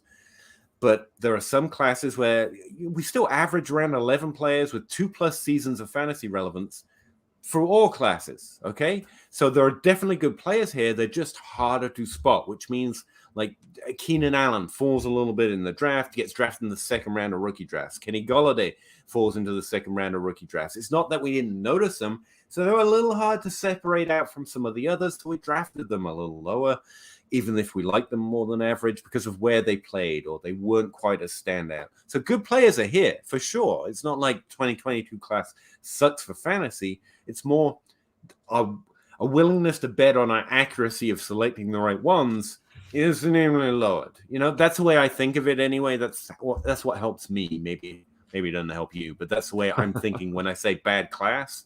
It's just harder to spot the ones that are going to be good. I keep going back to this metaphor, but it's a prairie. Like it's literally all flat, and you're trying to figure out like there's a tree hiding behind one of those bushes. Yeah, okay, who there's a stands tree out, and it's just all flat, and it's like, Do I trade Jonathan Taylor for Justin Jefferson or Jamar Chase? Yes, but yeah, I would. I'm just going to say yes. We could do the whole caveat thing. They're in your league, and what's your team look like? But yeah, I'm doing that because it's Dynasty, and that's unfortunately the way it goes. Despite Jonathan Taylor clearly being the difference maker there. Reed Hopkins, Amari. I've got Chase, Najee Akers, Dobbins, the 3, Elijah Moore, Bateman, Rodgers, Aaron Rodgers. Claypool got it in the 20. Okay. And the 2023 first, I got Hopkins and Amari. Yeah, again, that's fair value, and your team doesn't. You don't need things, so you're just getting good value. I get it. Rattler isn't in the draft. He's going to SC. I don't know what SC is, but yeah, kind of South Carolina. Kind of why I asked. Probably could be Sports Center for all I know. But yeah, that's the thing. I'm profiling everyone DLF has listed as potentially 2022 prospects. We literally don't even know who everyone who's going to declare or go back to school yet. So it's worth noting. Thanks for telling me on that Rattler, though, because that lets me know I'm going to have to change that. I think Rattler is transferring and not declared. Yeah, I was joking. I know what you meant. It's fine. South Carolina. He did that before I made that joke. You get that because we're so far behind. He knew I was going to Anyway, Joe Herbert, Rattler transferred to South Carolina. Everyone's telling did you us hear? Like 10 minutes ago. Did you Rattler know? went to South Carolina. Jacob Calloway. He shouldn't, by the way. I really don't think players should stay in school, but there you go. First off season with all new players. Nice. 12-team Superflex. People don't value QBs as highly as the industry. That's fair. Should I change my value or draft? Draft for who you think's more likely to score more points.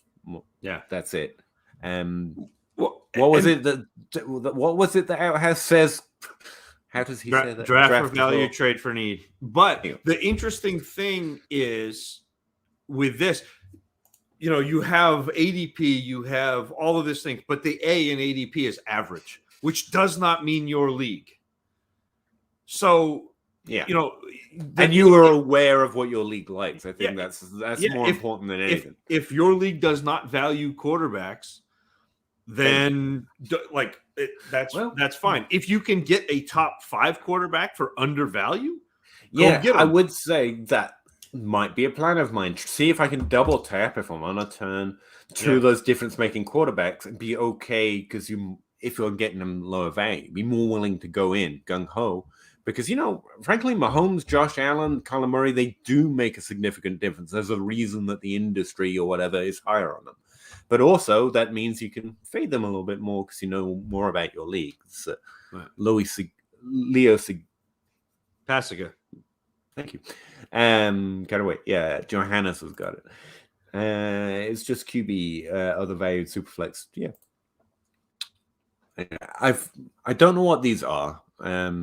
So, yeah. I've been time-outing him just to see what happens. David Shaheen. Peter, I saw your wide receiver rookie ranks. Hey, thanks for checking them out. On Twitter today, I was surprised Drake London was down at wide receiver 8. Yeah, I didn't post the tiers. I don't think I posted the tiers. That might have made it clearer. I posted them later. He's in this tier of players I've got draft questions with. I like their production a lot more than some of them in tier 2, which is the Wilson and Pickens and Olave tier. But they come from lower conferences, are less often drafted. Like, is the NFL going to give them an opportunity here? And that's why they might look a little lower, because I do like his profile a lot. Yeah, it's called tier 3. Interesting, but draft concerns. I like the little shade. I've got David Bell in there, and I freaking love David Bell. So, it's not a bad tier to be in. I like the little shade, though, that David threw in there. Other analytically minded folks. None of you guys who are sitting in front of screens and drooling while guys run around with a football. And it's fair. I'm a hybrid, I guess, in some ways, in that I make film grinders mad, and I also make a lot of nerds mad. So I don't care. Someone asked me about my ranks on there, and the thought occurred to me. I think I too am gun shy to admit I don't know everything, and I'm going to adjust these based on what other people tell me. Like, we're meant to know everything all the time, and I just want to go the other way. If someone tells me Drake London literally sucks, man, it's just the O-line, I'm not going to change his rank based on that, but I will take it into account. And right now I have more concerns where they're playing at lower conferences, at lower drafted conferences anyway. Like, I've got a lot more to learn. And so I'm willing to separate out the solid players at higher conferences into the second tier. That's how Pickens ends up above them, and Wilson, and even Olave, to be honest with you. I got a lot to learn. It's fine. Alex. Yeah, Alec. Have the 101 and 102 and 108. Should I trade Hall, Burks, and whatever value is on the 108? Yeah. How about trading down? Yeah, that's probably how it would happen. Who else has a chance to make this top 2 besides Hall and Burks? Outside of quarterback, I think Spiller with draft capital could easily get in there. Apparently, I've just been told this Robinson guy, but let's not go there just yet. I would say there are some players in this class where if they were getting more hype or if they were drafted in the first 3 rounds, I would be strongly interested. Like Rashad White. He's got draft concerns, but his production's really good once you take it all into context. He has 2 of the best seasons. He has 2 seasons that rank up there with Breece Hall and, frankly, a little better than Spiller. It's just that one was shortened to like 4 games. There's a lot of that going on, as you might remember from pandemic type stuff. So it's whoever gets draft capital. And there's going to be at least, as far as I can tell, there's going to be at least 3 Trey Sermons and Keyshawn Vaughns. That's my fear. But yeah, I don't see anyone who clearly fits in there outside of Spill. I have Hall and Burks like clearly and away the 2 top players. So look, I haven't even looked at tight end, but I've got a tier 1 running back and a tier 1 wide receiver, and there's 1 in each tier. That means they stand out above the others for me. London was my wide receiver too. I would agree. In fact, I wouldn't say he's my 2. I actually say David Bell would be my 2. But he easily, I like his prediction profile a lot more than my rank. Like you say, wide receiver 8. He finished 8th in my model. I've got him ranked 5th, so that's Bell. Hang on, where am I? Yeah. Model ranked him 5th, and I would be much happier with it there. I just happen to know where he's playing, and there's more draft concerns. That's literally my problem, or not the issue. I've been trying to get better at that because not so long ago I would have put it like Burks, Drake London, and probably David Bell in a solid tier 1, and then everyone else. But I'm trying to get better. It's okay to know that you know these things, that these players are less likely to get draft capital. They were playing in a slightly different conference that's a little harder to compare directly to, say, a Burks or a Wilson or a Pickens for that matter. But yeah, definitely don't disagree with the ranks. Etienne's value should be higher on DLF. Yeah, and I really think it's going to go up. It's one of those things, though, like the DLF rank is low. What does a person in your league feel? Because they might be, like, they should be higher, and maybe they are, which means it will be difficult value to acquire, but I definitely think it's a thing worth investigating. But again, he's been out of sight, out of mind, which is a great thing if you... Okay. No, that's it. Like, that's if you can go get him, I think out of sight, out of mind, kind of artificially steps on his value. No, Corey Dean was just pointing out we've got 35 watching and 14 likes. Let's go. And I was enjoying how excited he is. Yeah, I stopped watching at 33. We usually top out around 33, and that's really exciting. And the minute it gets more than that, I get incredibly self-conscious and I stop watching. So it's good to know it's gone up to at least 35 at least. FS Spaceman, hey buddy, how you doing? This man has a database, by the way, that you should really check out for free.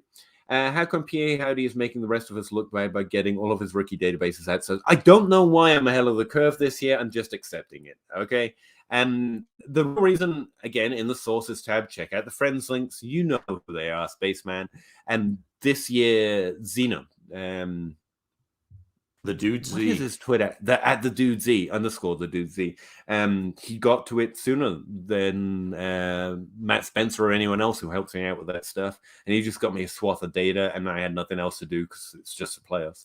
So I was able to punch it out of it. And also DLF. Shout out to the thing we're on. They actually have done a really good job nailing down their age of future prospects. There's literally like 180 that might be drafted over the next 3 years, and that's normally more than I see, and they all seem accurate so far. So that took a lot of the work out right there. So the Devi age table, let me know if you need those, by the way, Spaceman. They've done, the Devi crew over at DLF is absolutely killing it. They must be to be that far ahead. Like, I've got data bursts for 2024 prospects, and that's insane. Like, accurate data bursts, not probably around January. I don't know. Like, there's actually their data burst. Hey, I'm good taking notes. Thanks. It's weird. Appreciate it. Joe Herbert, CeeDee Lamb has now logged 2. Yeah. I'm trying to remember his first name. Cooper. I just think of him as Cooper. Cooper Adams. There we go. He's taking his CeeDee Lamb victory laps. Yeah, this year was disappointing overall for CeeDee Lamb. I'll admit it. I still think I've taken him off my like elite tier buy list because it's concerning, but I still think he's so young and he's done so much already in the NFL, adjusted for the fact he's sharing a field with Amari Cooper and Michael Gallup. Like, I think it's really impressive still, but he's I understand the separation out between him, Jefferson, and Chase. I do. Still really like him. I think he's very good. CeeDee Lamb is overrated. Yeah, but yeah. But again, I think it's that. I don't know phenomenon. if T. Higgins is much better. It's the same phenomenon where like we're running out to like crown guys when like CeeDee Lamb is really good, but going out and saying he's a top 5 wide receiver in his rookie year. I mean, I've put Javonte Williams. I'm stepping to the same process. Process. I mean, Javonte Williams isn't the running back 5. I think I have him as, but for Dynasty, he kind of is. For CeeDee Lamb, I think that's fair. I've got him as like 3, to be fair. But yeah, okay. I can take my L if CeeDee Lamb keeps being a top 24 wide receiver. So has Maury Cooper, and it's yet to hurt me. And I liked him a lot too. Would you trade the 2.03 for Brandon Cooks? Yes. Any draft. Jesse Riddle, what do you think of Michel's value in Superflex PPR? If you can get a second, do it. I paid a second to go into the playoffs this year with him, but now he's not worth a second. And he's probably worth a third if someone's just crazy. But trade him. Run back. I would trade him for a second. Tailor-made. I get it now. Yeah, tailor-made. I get it. Cheap RB to target for the 2022 draft. He's not talking for 2022. He's not talking rookies. And need depth. Have JT Gibson, Connor, Vaughn, Moss. Vaughn and Moss. Geez, painful. So's Connor. I think Gibson's actually probably one of the better answers here, but you've already got him. Cheap running back. Kenneth Gainwell, Chuba Hubbard, Jamal Williams, Jarrett Patterson, Kalen Hill, Kylan Hubbard. Those are my cheap running backs. I would say how cheap. I mean, if you're talking, Josh Jacobs is pretty cheap, and it should be good again. But if you're talking like what Peter said, if you're talking like bottom of the barrel cheap, then yeah. I mean, maybe even Devin Singletary, kick the tires on him. I don't love it, but he's been good the last 3 months. He's had most of the carries, been all right, and again, cheap running back that should end up being a running back 2. I mean, that's not a bad one. Yeah, I just don't care about top 24 running backs, but Josh Jacobs is fine, so is Miles Sanders. Define cheap, and I can probably get you a better answer, but those are actually the type of running backs I'm interested in right now. It's the depth chart running backs, who I think are pretty decent, done more than maybe some people think, who could be the waiver wire ad in week 3 or whatever. Those are actually the ones I tend to gravitate towards anyway, and you said cheap, so I'm taking the app. The Beast 2774 10-team Superflex PPR Team A Gibson, Antonio Gibson. Team B, the 104 and the 105, the 205. Reading. Which side do you like more? Gibson for me. Gibson, and he's someone I am interested in trading in that value tier.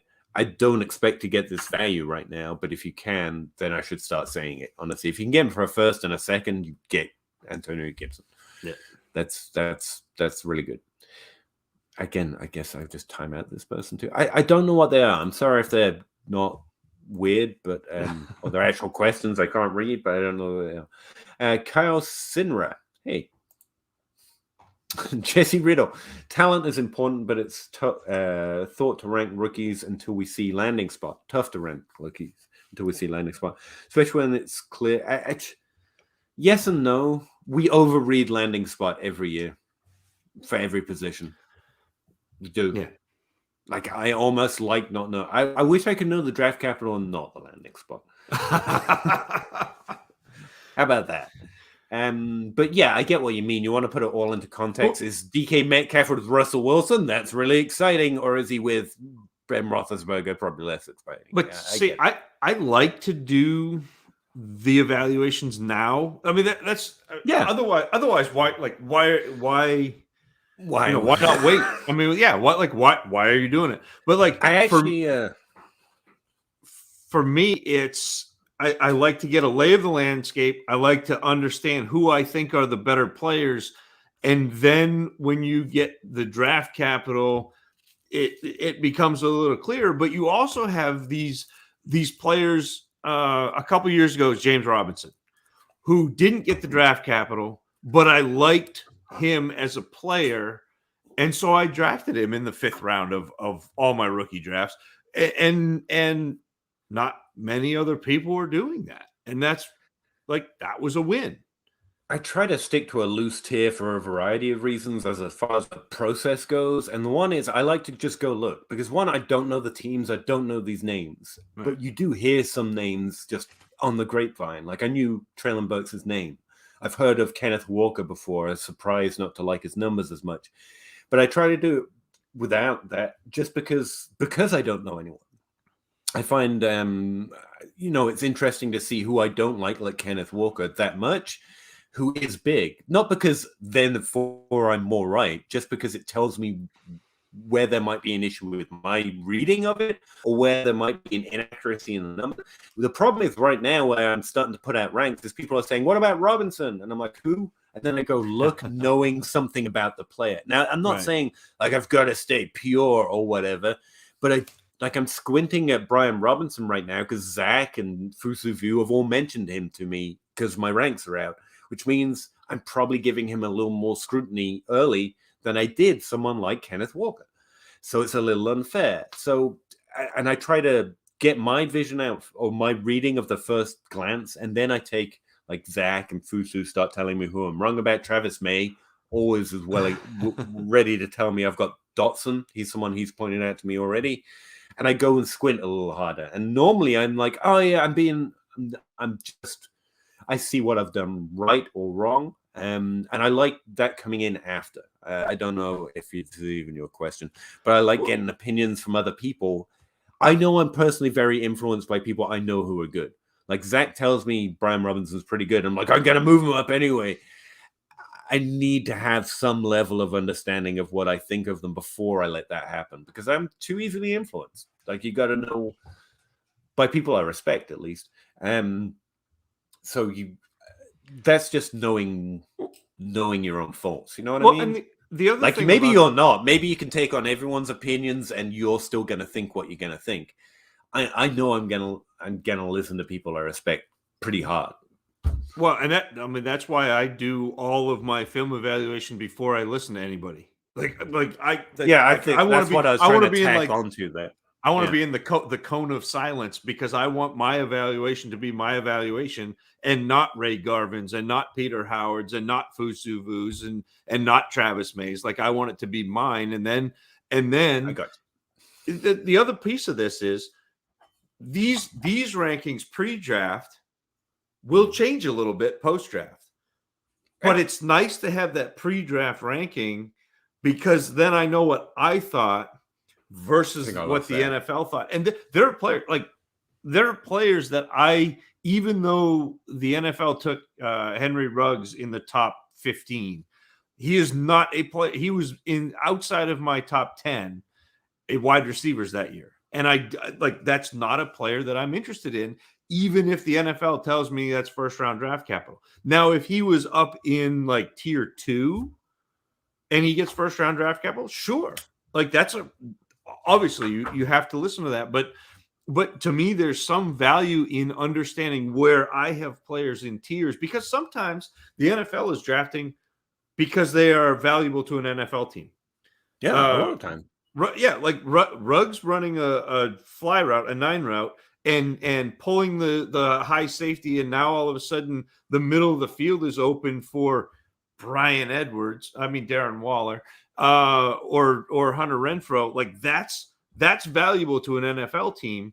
It's not as valuable to my fantasy team, and so that's something too that ranking these players now and having an idea of what you think about players before the draft happens and not being 100% influenced by draft capital, even though draft capital is way more accurate for kind of a myriad of reasons. It's you think about not only is it how the NFL thinks about how good the players are, but once they've drafted them, you've sunk that cost of not only the pick, but the price tag, their contract. So if it's a first round player, you're spending more money on them, which means they're going to get more opportunity, which means they're going to get chances to fail N'Keal Harry and fail N'Keal Harry and fail N'Keal Harry. But he did make a nice block at the end of the year this year. I saw that. Shut up. No, it's like just mantras you tell yourself. Like when posting my rankings, people are challenging me with what players can do. And I just have to keep reminding myself, I'm not doing that. And it's not because I don't think that's valuable or that's why I'll listen to other people. It's like stick to what you're doing. I'm trying to find the most fair comparison between how well this player compares to a successful player. That's it. Not what they can do, not how they do it. And because I feel myself doing it, people are like, Drake London is good. And I'm like, oh, yeah, he's great, man. I don't know. I'm trying to come up with a fair comparison of how well they rate past players who've been good. And where they're playing and where they're drafted matters to that. And just keep bringing myself back to that. I don't know what talent is, let alone how well to define it or how well it fits with a landing spot. But I can come up with a reasonable comparison, just based on experience and also a couple of numbers and models and stuff of and then adjust it by some common mistakes it makes.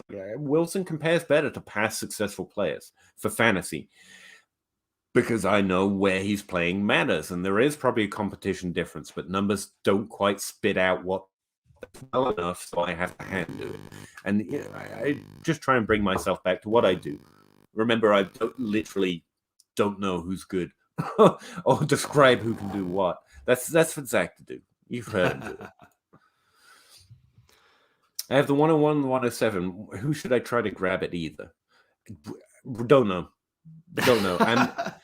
It's still too early. Hall at 7. I'm probably hoping Olave right now falls down there because I'm guessing people don't have him as ranked as high as I do. But I'd be really happy with Drake London there. I'd be really happy with David Bell there. Garrett Wilson there. Yeah. I think the player for me, and he'll probably end up going further down than the 107, but the player for me that I'm interested in, that I'm going to have ranked highly, but you won't have to draft highly, and I have one of these every year, and that's going to be Pickens. I don't.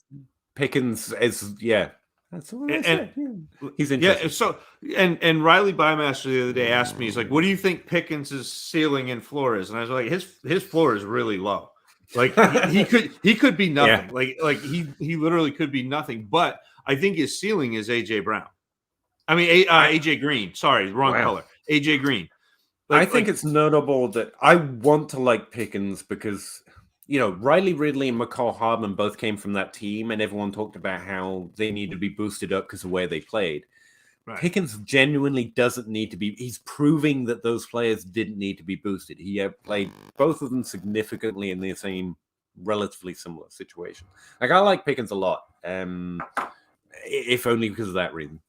Like, Pickens outplayed two terrible players, so we know he's at least better than them. So I'd say he's got a floor. At least McCall Hardman. I said 60% of Marvin Jones, which is not great, but I just want to say Wan'Dale Robinson because I'm not sure how many people are going to say it. I really like him. I think he's good. He's in that tier 3 for me with Bell and Drake London and Sky Moore, who I know you want to meme all over. Taylor made about right.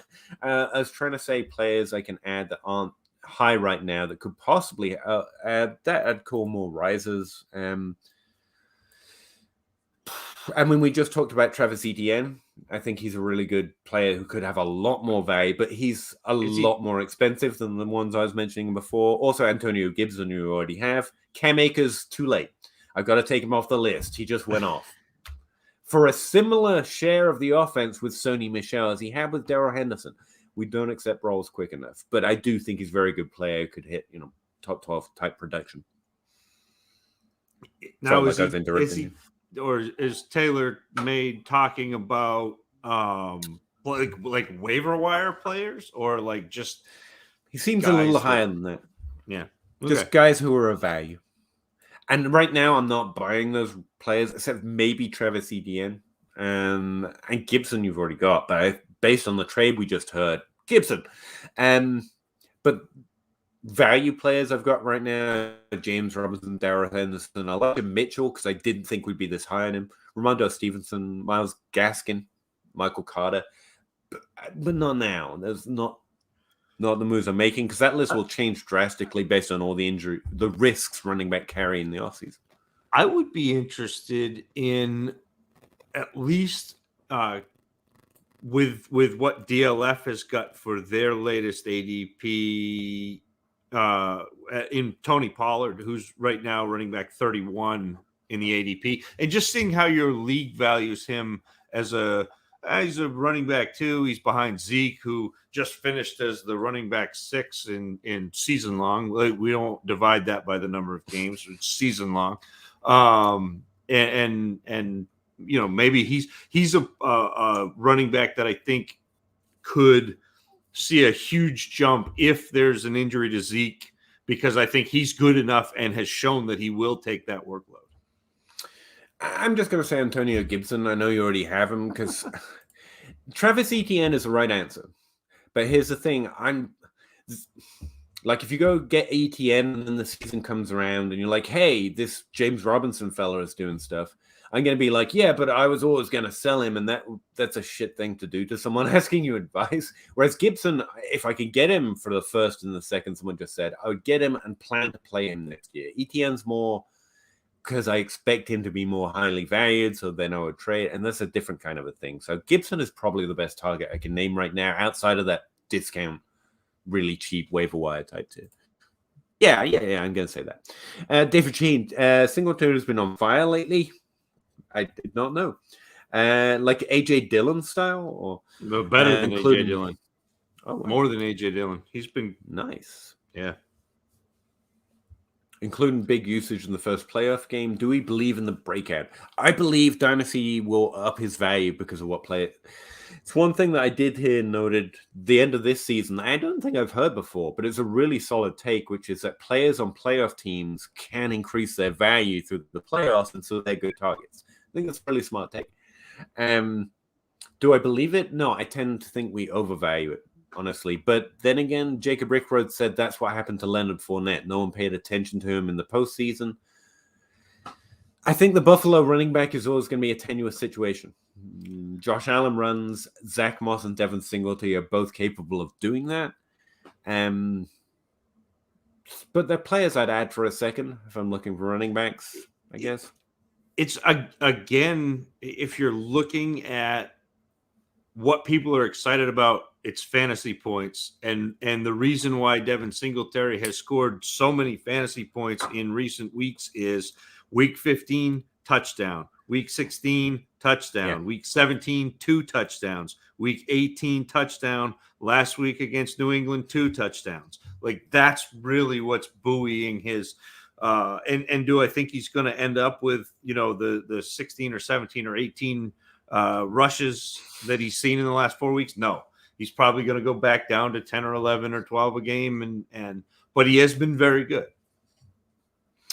Tim Shady asks, have we talked about Cam Akers? Has superhuman healing powers and is a top 10 dynasty ring. Was that 5 weeks? Was it 5 weeks ago? 5 weeks ago when Outhouse was here, and I said that he was going to be the guy that you should buy because his value is going to go crazy. Yeah, and I said him and Etienne both on the same list for the same reason. Yeah, I think we're there. That's the only thing, and that's the only thing I've mentioned about Cam Akers. Like, I think he's top 10 for everyone right now. And it was amazing to not see. I didn't actually get to see it, but amazing to know he's back on the field and healthy. I'm really happy to hear that. Just because, you know, you don't like to hear about a player that's hurt. But I would say, just at a glance, I went and looked. It looks like he's in more of a committee than people are going to admit. With Sony Michel this time. I think that's his role. I think that's what the team wants. I think he's exceptional in it. I think he's got top 12 upside. Plenty of running backs finish top 12 this year, and you don't love it. Because top 12 isn't all it's cracked up to be. But, yeah, Cam Akers is great. Cam Akers is great. I think the value's disappeared now, though. Am I right on that, Zach? You had a better read on it. Like what, on Akers? Yeah, are you getting him for Travis Etienne or Antonio Gibson prices right now? Maybe Antonio Gibson. I don't think you're going to get it. I think he's kind of past them because he came back. He had 90 yards. He had 90 yards rushing the other day and 20 carries. So there's no question now in our minds that Cam Akers is healthy and can carry the workload. And that was a juicy a juicy spot to be in. Yeah. So. Yep. I think we're on the same page. By evaluating rookie pre-draft, it prevents you from overcompensating for landing spot and maybe draft capital. Yep. For sure. Again, this is really early. I just happened to get to it early because I'm actually trying to create content rather than just do my... If I was just playing, I probably wouldn't start till a few weeks because you can get set in your takes. It was real hard to let go of Tyler Johnson. Like, I can't tell you how hard it was. And there are some other examples. A lot of us like Kelvin Harmon a couple of years ago. Yep. Seemed like a really clean profile, and the NFL is just like, nah, 6th round. Yep. And it's not that it's not good to know those players because I added them to taxi squads and stuff, and I still rostering Tyler Johnson, and sometimes it pays off. And so, like, exactly what you're saying, but you got to know yourself. You're going to get too attached to it, and I am a lot more likely to drop somebody down when they don't get draft capital than I am to move them. Yes, when they do. And I think that's kind of the check and balance for me, where again, if I have a player ranked highly and they don't go in the first 3 rounds, they're out. Like, they're just not. I missed, and that's fine. If I have a player ranked lower and they go in the first round, I'm like, look at those idiots in the NFL. It's another Andy Isabella, I guess. I really fell for that one hard. Zeke and Pollard for A-Rob and Amari Cooper. Amari Cooper side. I don't really care about A-Rob. It's just the good wide receiver, please. I think Zeke's value is really going to take a hit. I still think he's going to be good next year, though. Super. I can think 2 things. Love the candor and respect. At once? I know, right? I love the candor and respect the pre-draft talent evaluation, but I just think landing spot and draft spot are more important than talent for fantasy purposes. I don't think we know what talent is. I don't think you'll find a single person to define it to anyone's satisfaction. I will give you A.J. Brown, who that was a terrible landing spot. Nobody liked him. Everyone was off him. I got him at 111, 112, 110 in every single rookie draft. And he was my wide receiver 1. And I will continue to be happy about drafting him there. Like, I think you're right. Jesse, I will admit you're perfectly right. I think if you just draft based on NFL order, you'd be doing fine. Yeah. I would say the whole point of this is I have, and Zach does, and most players that play Dynasty beat the NFL in terms of fantasy relevance, at least. We hit more often than the NFL. You can use the NFL to beat the NFL. Like, that's the thing. We take what the NFL does and add our own little thing to it, and we're only looking for fantasy points. Not does it add to my team? Does it fit with my roster or my scheme? Like, we can also adjust for this player. Like, rounds 4 to 7. The reason there are so few hits isn't just there's no talent. Clearly, there are undrafted players who become fantasy relevant. There's talent left. It's more about they're looking for their special team players or the return gunners or the players they might like to fit into this unique role. They're looking for very different things. So we can beat them for fantasy because they don't give a frick about fantasy. Outside of that, the draft is really important. And you could do fine just following the draft, to be real clear. But we do try, what else are we doing? We're trying to do a little better than we could otherwise. So, and the next comment that Jesse has. So I think you're misinterpreting what we're doing, because I'm not evaluating for talent. Like, I'm not trying to scout for the NFL. I'm evaluating fantasy football. Like, full disclosure. I'm like exactly PPR fantasy football. I do know. I know what Jesse's. I find it too. I'm amazed by the number of some that are highly successful. Like, they actually have a full-time position and they think they belong on a scouting team. Basically, they should be employed by the NFL. And I'm like, some people genuinely should. Some people seem to have chops. You'll never find someone like I don't want anything to do with that. I definitely don't know anything about that. literally, like I said, and comparing them to past fantasy relevant players to try and hit harder in fantasy. I should be nowhere near an NFL decision room. Like, no, thank you. I don't think I have anything to say about that. And neither does the NFL. So we're both in agreement. But yeah, I do know what you're talking about. Like the idea of fantasy players know who's the better football. I don't even know what a good football player is. Like, screw that idea. But yeah, it just looks like Derrick Henry. That's what a good football player is. I would encourage this thought process, Jesse. You're onto something. Yeah, it's true. We're literally not looking for that. Trust the NFL in terms of talent much more than any Muppet on Twitter, Ashton Springer. Wide receiver draft capital doesn't matter as far as running backs in fantasy, as much as running backs in fantasy. I got thoughts on that, but yeah. Don't want just three. Because of what you said. Field stretchers versus slot wide receivers. Yeah. I would say so. But there's a lot of caveats to that, right? Wide receivers can force the issue.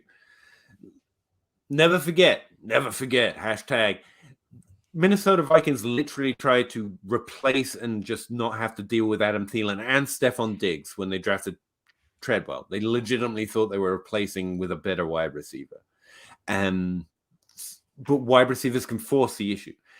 The reason I wanted to like James Robinson but couldn't because they took Travis Etienne is because Travis Etienne is good, man. He's been good in college and the team clearly wants to use him and he had more draft capital. So in that way, it can be easier with running backs to believe in draft capital. It's kind of situational dependent after that. With wide receivers, I really think they can make it less relevant. If that makes sense.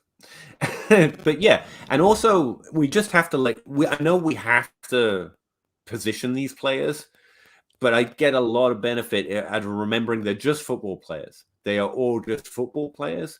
There's no two wide receivers that are the same, whether they're X's, Y's, Z's, freaking slot guys. They are all playing significantly different. And we call them all wide receivers, but there's a range, and Deebo Samuel is well within that range, by the way. But they're just playing football, man. As far as the NFL goes, the positional tags only matter for salary caps, which is literally something we don't care about. Like Jimmy Graham, Jordan Reed, Travis, they have a legitimate gripe with being called tight ends, to be honest, because they're obviously very different kind of players. But they get different level of salary incomes because they're listed as tight ends. Yeah. Sorry, I went off on one there and something entirely different. But I think that's interesting, but not fantasy relevant. As long as you're willing to move off of talent evaluations after the draft, then it's fair. Somewhat. I'm stubborn. I'm not doing talent evaluations. I'm just going to say it outright again. Yeah, I used to try to think of it that way. And I still try and write articles and make content like that because no one cares what a nerd thinks about how well a player compares in a certain stat that doesn't mean overall yards. So you write it like that and you talk about it like that. But it's not a talent evaluation. I don't even know how to define talent. I will stump up for the fact, no, I will hold fast to how well a player compares because I'm sorry, the NFL underdrafted Stephon Diggs, and it was always obvious. It was always obvious. And they overdrafted Treadwell, and it was always obvious. Like, it's not that I should be in an NFL room and they should listen to me. It's just for fantasy purposes, it was incredibly clear, and there was no question about it. And do I miss on some of those? Yeah, a lot. There's no reason Corey Davis shouldn't be exponentially better, but I did know that his numbers were created at a lower situation, so I'm not overly surprised. And I'm not surprised Thielen and Robbie Anderson were good for similar reasons. So I'm willing to modify because I'm not doing talent expectations and doing chances that they will score significant fantasy points. And I adjust the likelihood based on where they're drafted.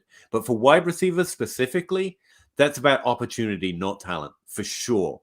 It's got nothing to do with talent even then. It's about Treadwell keeps getting opportunities. It's because he was drafted first round. We can find better players. They can find better players. at that level, and they're just not going to. He's going to keep going. Philip Dorsett, another clear one. It's just also not my game. So I'm willing to say, yeah, I don't know who's more talented, but I can tell you there are some very clear misses that are clear before, during, and after. And I miss sometimes, but it's relatively rare a player I think is good gets drafted highly in the NFL and then doesn't go off, if you know what I mean. That happens, but the opposite doesn't. So, yeah, I don't know what I'm saying here. I'm getting tired, I guess. But, like, I'm thinking of Andy Isabella.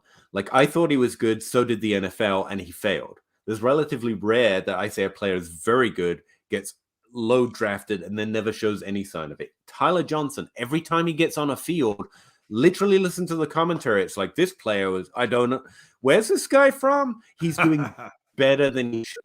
Like, he may never turn into fantasy relevance, but when he gets on the field, he gets targets, he scores a touchdown, he's a benefit to the team. They did underdraft him, even if it never becomes fantasy relevant. And Michael Campanaro, I'll stick up for that one too. I'll also stick up for Malcolm Mitchell and the New England Patriots. Like, it may never turn into fantasy relevance, but I'm definitely capturing their ability to put up yards and touchdowns a little bit better sometimes in draft capital. But yeah, I definitely adjust for the likelihood of getting opportunity because it is king.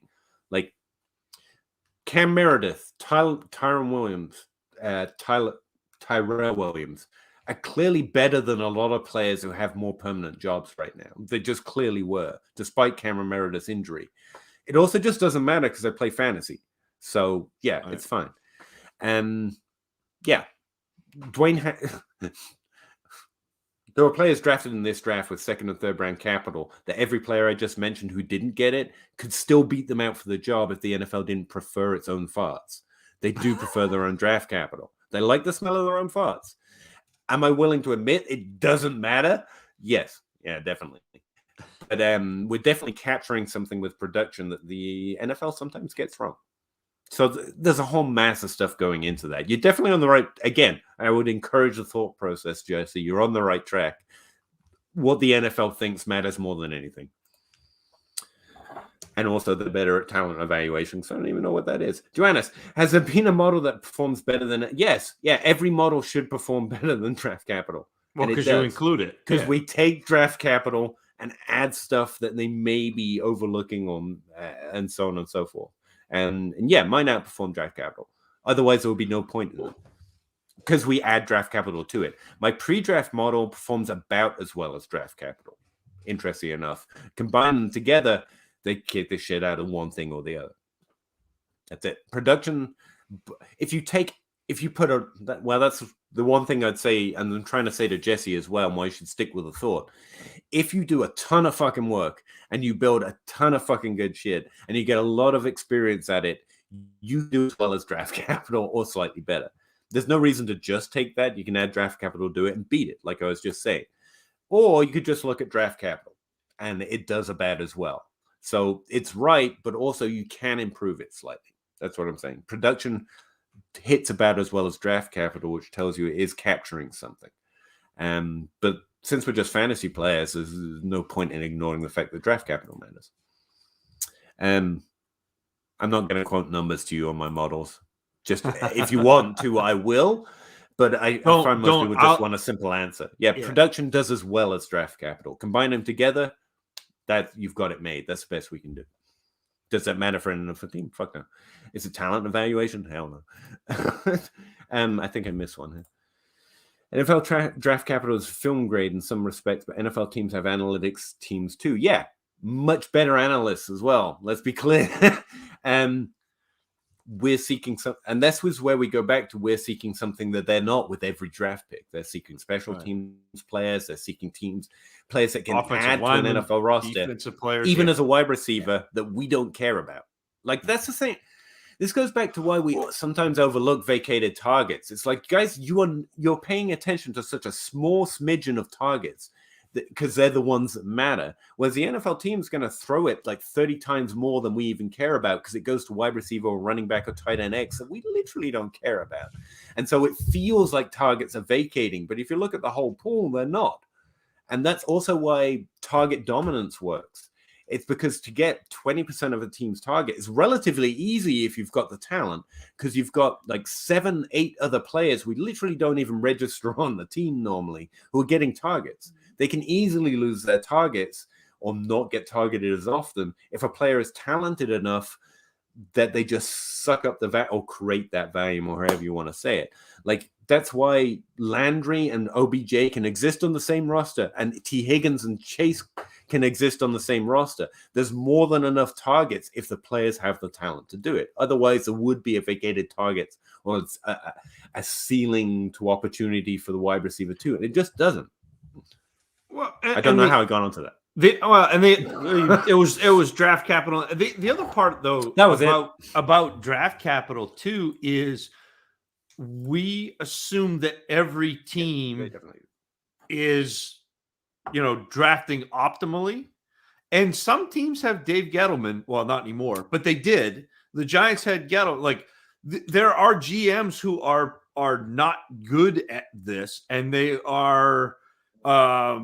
There's also not. The analytics teams aren't making the decision. Neither is a scouting team who could probably also beat a GM, to be honest. And they're not necessarily, like, not every team is analyzing and looking for the same things.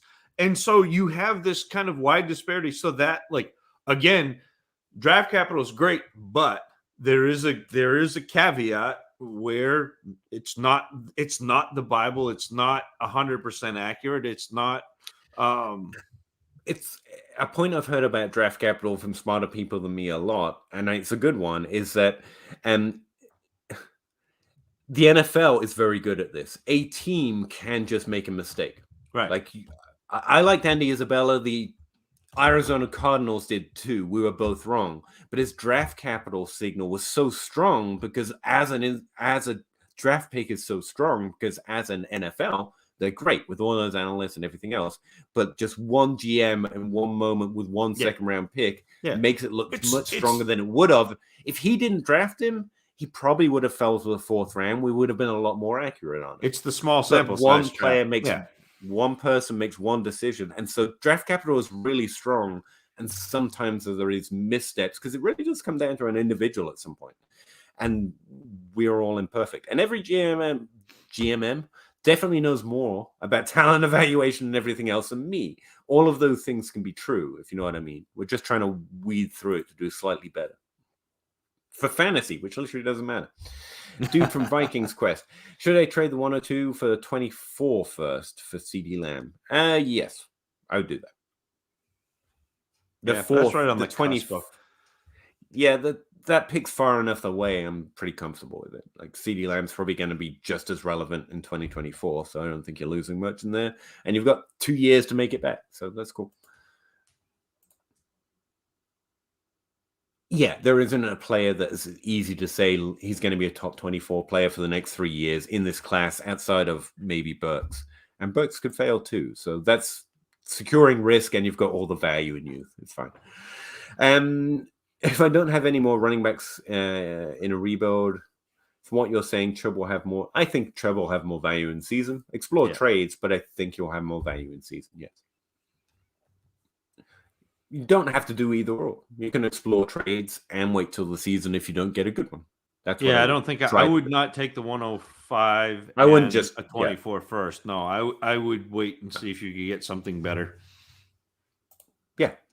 If it doesn't hit your value line, you should feel very comfortable waiting for the season. If it does, make the trade. I have James Robinson and Etienne. Keep both? Yes, keep both. Trade Robinson. I would keep both. Yeah, and if you're going to trade Etienne, don't do it yet. Wait. That's why I would keep both. Yeah. I would trade Etienne because he's very rightly should skyrocket, and you have the wild card. You could trade him for the full value, and then if it doesn't work out, you have why it doesn't. And I think I like James Robinson a lot. Wando Robinson, future depends on his height, weight, but I'm extremely interested. I don't think it depends on his height and weight. Outside of the NFL will value that a lot. So you're right. In a way, I think didn't you tell me he's a low BMI guy though? Maybe. So they've got him listed at 5'11", 185, but he feels smaller than that. He was a kind of a hybrid running back his first couple of years at Yep. I think it was Nebraska, and then ended up transferring to Kentucky and went off as a wide receiver. Yeah, was really good as a wide receiver. Good going down the field. Obviously, he's real good transitioning post catch because that's kind of what running backs do. But I think to me, he doesn't always utilize his quickness. Okay. Especially off the line of scrimmage. So he's still kind of learning the wide receiver position, which is a tough thing to go into the NFL and be developing. I would say as at a lower conference, as a hybrid, his yards per team pass attempt, his market share as a wide receiver, even though he's playing this hybrid role, matches up to everyone else in this class. Now, where you discount that for the conference, fine, but then maybe give it a little plus because he was actually playing running back, Right. So I think his production is really interesting. I'm not BMI Twitter, I get it, but I care more about that for the NFL. We'll probably like to see it, and that means draft capital. Problem with Singletary, I couldn't even sell him for. Yeah. He's one of those running backs where if you can't get anything for him, you just keep him. Yeah, not sure what his value will be there. People want to spend that. Yeah. As much as we're inclined to sell running backs, when we think they have a value spike, I see him as more of a buy hold. Yeah, that's kind of where I end up. Like, I'll buy a Singletary not for a second or less, and that's normally where their value ends up being. So you just kind of get your pick, to be honest. No matter how you slice it, injury or not, the hit rate for running backs starter season isn't good next season for a third-year second rounder like Akers. Probably not. Yeah. I don't know if that's the only category to put him in. That's the thing with hit rates. You can slice it 7 different ways and find a good or a bad hit rate. Do you really think that describes what Cam Akers is? The team literally put him back on salaries so that they could keep him and probably keep him happy. He's got back on the team. They're using him in the literal players. I think this team is higher than that description does him service for. So I think he's going to be at least a top 24 running back, let's see. And people love those, except for me. I think the problem is he's going to be more a committee. That was my take on him before he was injured this year than most people are willing to admit or think about. But his value is right. There's few players that young, that good, with even his share of the offense. You getting tired, Zach? TaylorMade, Wando Robinson is starting to become one of my favorite players. Yeah, it's one of those profiles where I get that I'm probably getting over my skis, but it's actually kind of exciting. Like that guy could do something in the NFL. He's had a wild ride. He's performed well everywhere he's gone in these weird roles. Yeah, it's like you kind of root for him just reading the numbers, to be honest. You're like, come on, you can do it the next year. And you did. Yay! But it's kind of my fear is that he gets pegged into a Rondell Moore, like that gadgety, like we don't know what you are, so we're gonna just do this because a lot of how he got open in college and even at Kentucky where he had 94 catches and over 1,000 yards and over 1,100 yards. They used him in motion a ton, little gadgety like bubble screen, and like not that he can't go down the field and not that he can't do that, but they did utilize him a lot in maybe a little more innovative, creative ways. Makes me nervous. I like him, but it makes me nervous. I'm really rooting for him. I'm hoping the NFL takes a shot. I'm rooting for all these guys. If every single player in the draft succeeds, then it's great for fantasy. It's better. Great for us, yeah, for sure. So. Is Robert Woods worthless now? OBJ is killing it again. Robert Woods was worthless a while ago. You'll find someone that will value because Robert Woods is good. He's still not dead. His value is probably severely muted. Miss the best sell window. Even I would probably trade him for a second, I guess, if I'm in draft and there's no one else I like there. Yeah, for sure. But yeah, OBJ was a very clear buy for the last few weeks because the reasons I've actually had him as a buy for years, so I've missed on this a lot. So I'm going to Zach, what do you think? I've been wrong too often. Again, OBJ killing it is just scoring touchdowns. Like he's Yeah, not like he hasn't done much. He just has scored touchdowns and his target whatever increased. I mean, he's been fine, Peter. He's okay, but he's not like but if you're talking about Robert Woods and OBJ, yeah, probably Robert Woods is not. I mean, he's kind of toast, at least in LA, and yeah.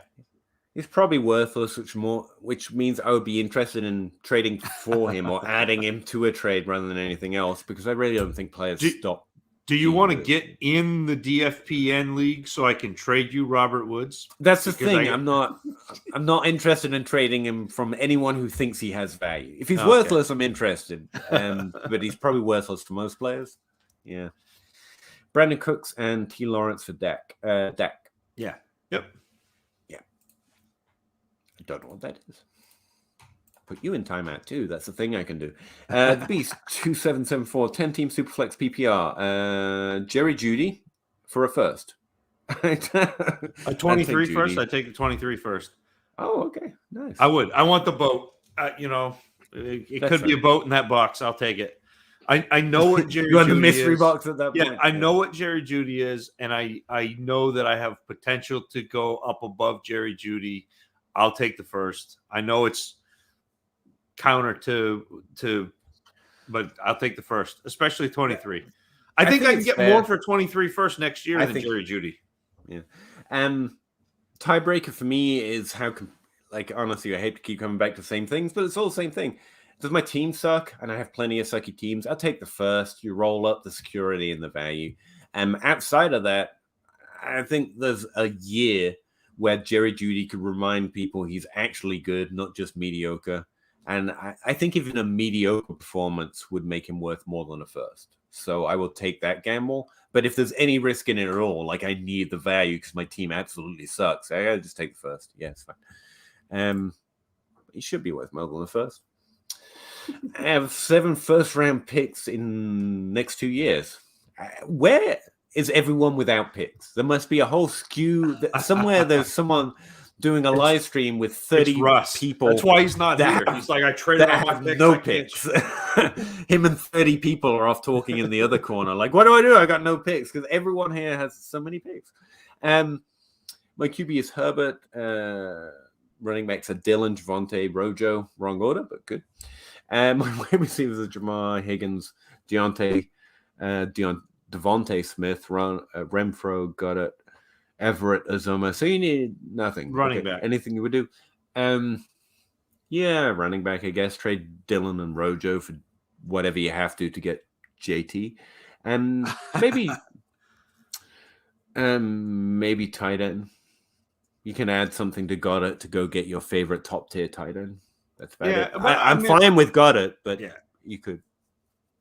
That's what I was going to say. Like I think Goddard's probably that next. So you have your top 5. You have some kind of amalgamation of Pitts, Andrews, Kelsey, Kittle, Waller. Goddard's probably that next guy. Yeah, I think Goddard's gonna break into it next year as well, which is why I'm fine having Goddard. But I mean, if you're asking me, yeah, go get Pitts. I guess to me, Andrews.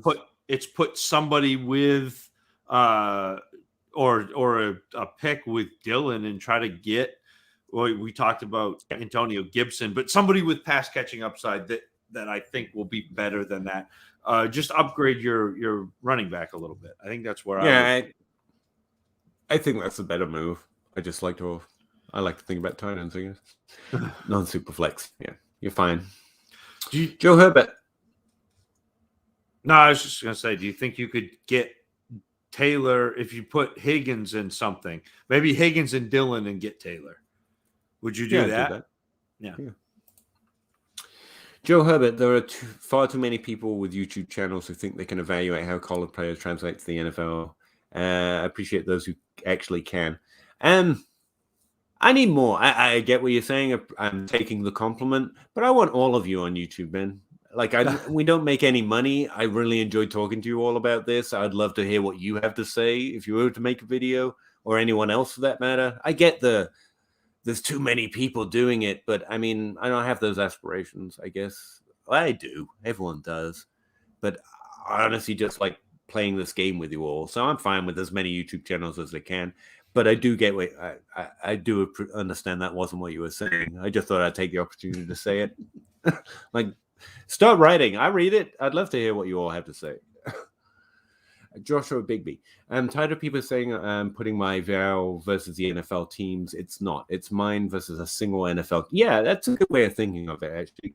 We don't know what the NFL's eval is. We know what the single team. Yeah, I think, especially in context, it's fair to say that. Again, that's going back the other way towards what Jesse was saying. It's also probability. The lower drafted you are, the less probable you are to get opportunity, especially earlier. So there is a probability issue there. But yeah, I think it's fair to think of it as versus one NFL's in the moment decision as well. You know, someone bangs a table and they end up with a weird. I'm done relying on draft capital. Don't rely on anything. Everything's fake. Just throw darts. But I get what you mean. Height. Yeah. Who has the most one-hand catches? That's one of my favorites, you know. Jesse, for PPR, wide receiver Diggs finished 49, 30, 19, 10 as a year, and 24 with Minnesota. He finished 3-7 with Buffalo. I think that's a prime example of landing spot beating talent.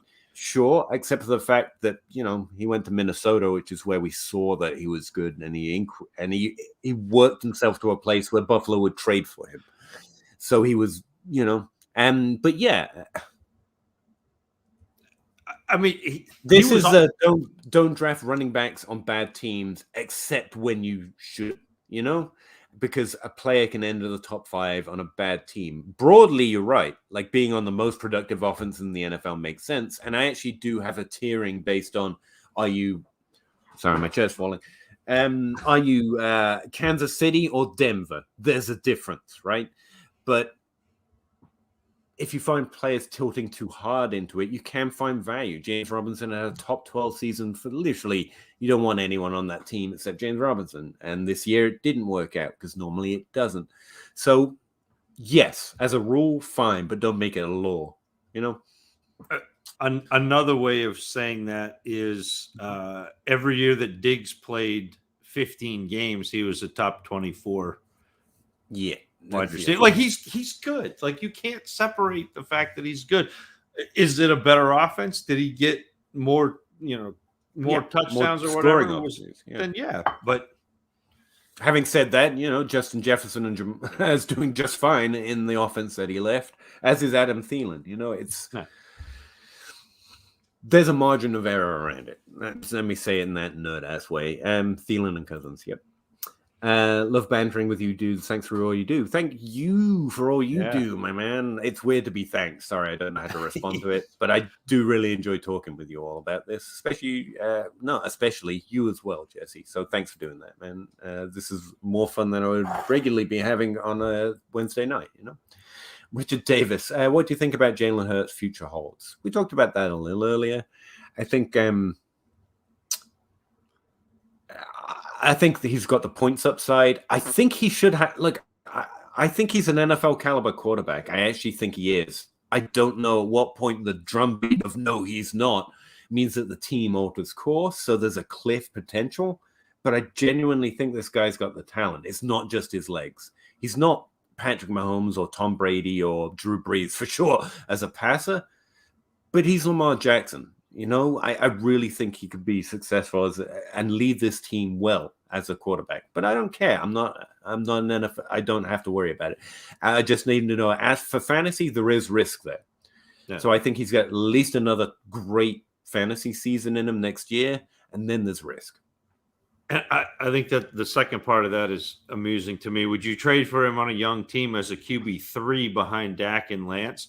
I think he's probably your QB2 if you trade for him. And then you hope Lance becomes what Hurts is, but with a more stable because he was a first-round pick and because he's younger and whatever. But yeah, like I would see what I could get him for. I would probably trade Lance for him and try and work out a deal with that because I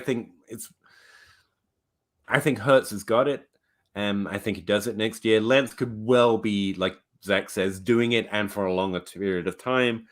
I think that's less certain. I'm all about certainty. And also, I just like being in on players people kind of disproportionately don't like for reasons I don't understand because I don't team, I guess. Raise Play ZU. And I'm sorry I screwed that up, but I really like your Fortnite avatar. So yeah, just going to say that. My friend just traded Jalen Waddle, Brandon Ayuk, Dalvin Cook, and a first-round pick in 2023 for Jonathan Taylor and Terry McLaurin. I would rather have the side your friend traded. Are we winking? Is this like my friend? I don't know. I'm not going to guess. I'd probably rather have Cook, Waddle, and Ayuk, and is a great chaser than Jonathan Taylor and Terry McLaurin by himself. But JT is a different kind of cat, dynasty value-wise, so I get it. But I'd probably rather Dalvin Cook's side. I'm not scared that he's old. Dalvin Cook is going to be for the next couple of years probably in the ballpark of Jonathan Taylor. I mean, Jonathan Taylor is obviously the clear-cut one, but Dalvin Cook is capable of putting up fantasy points in that neighborhood. Jalen Waddle's a top 12 wide receiver. If this was just Cook and Waddle for Taylor and McLaurin, I'd say no. But the Brandon Ayuk chaser is a big thing for me. And added to a first. And the 23 first. Yeah. That's a big win. Peter, have you ever looked at how much combine stuff size correlates to draft capital? Actually, it correlates pretty to draft capital. It has some correlation. I don't have the number off the top of my head. The NFL cares, so we have to care. It's like what I was saying about Wan'Dale Robinson in this class. They're going to care about his BMI, his height, his weight, and his speed, and therefore we have to care. But I think that's also factored into draft capital.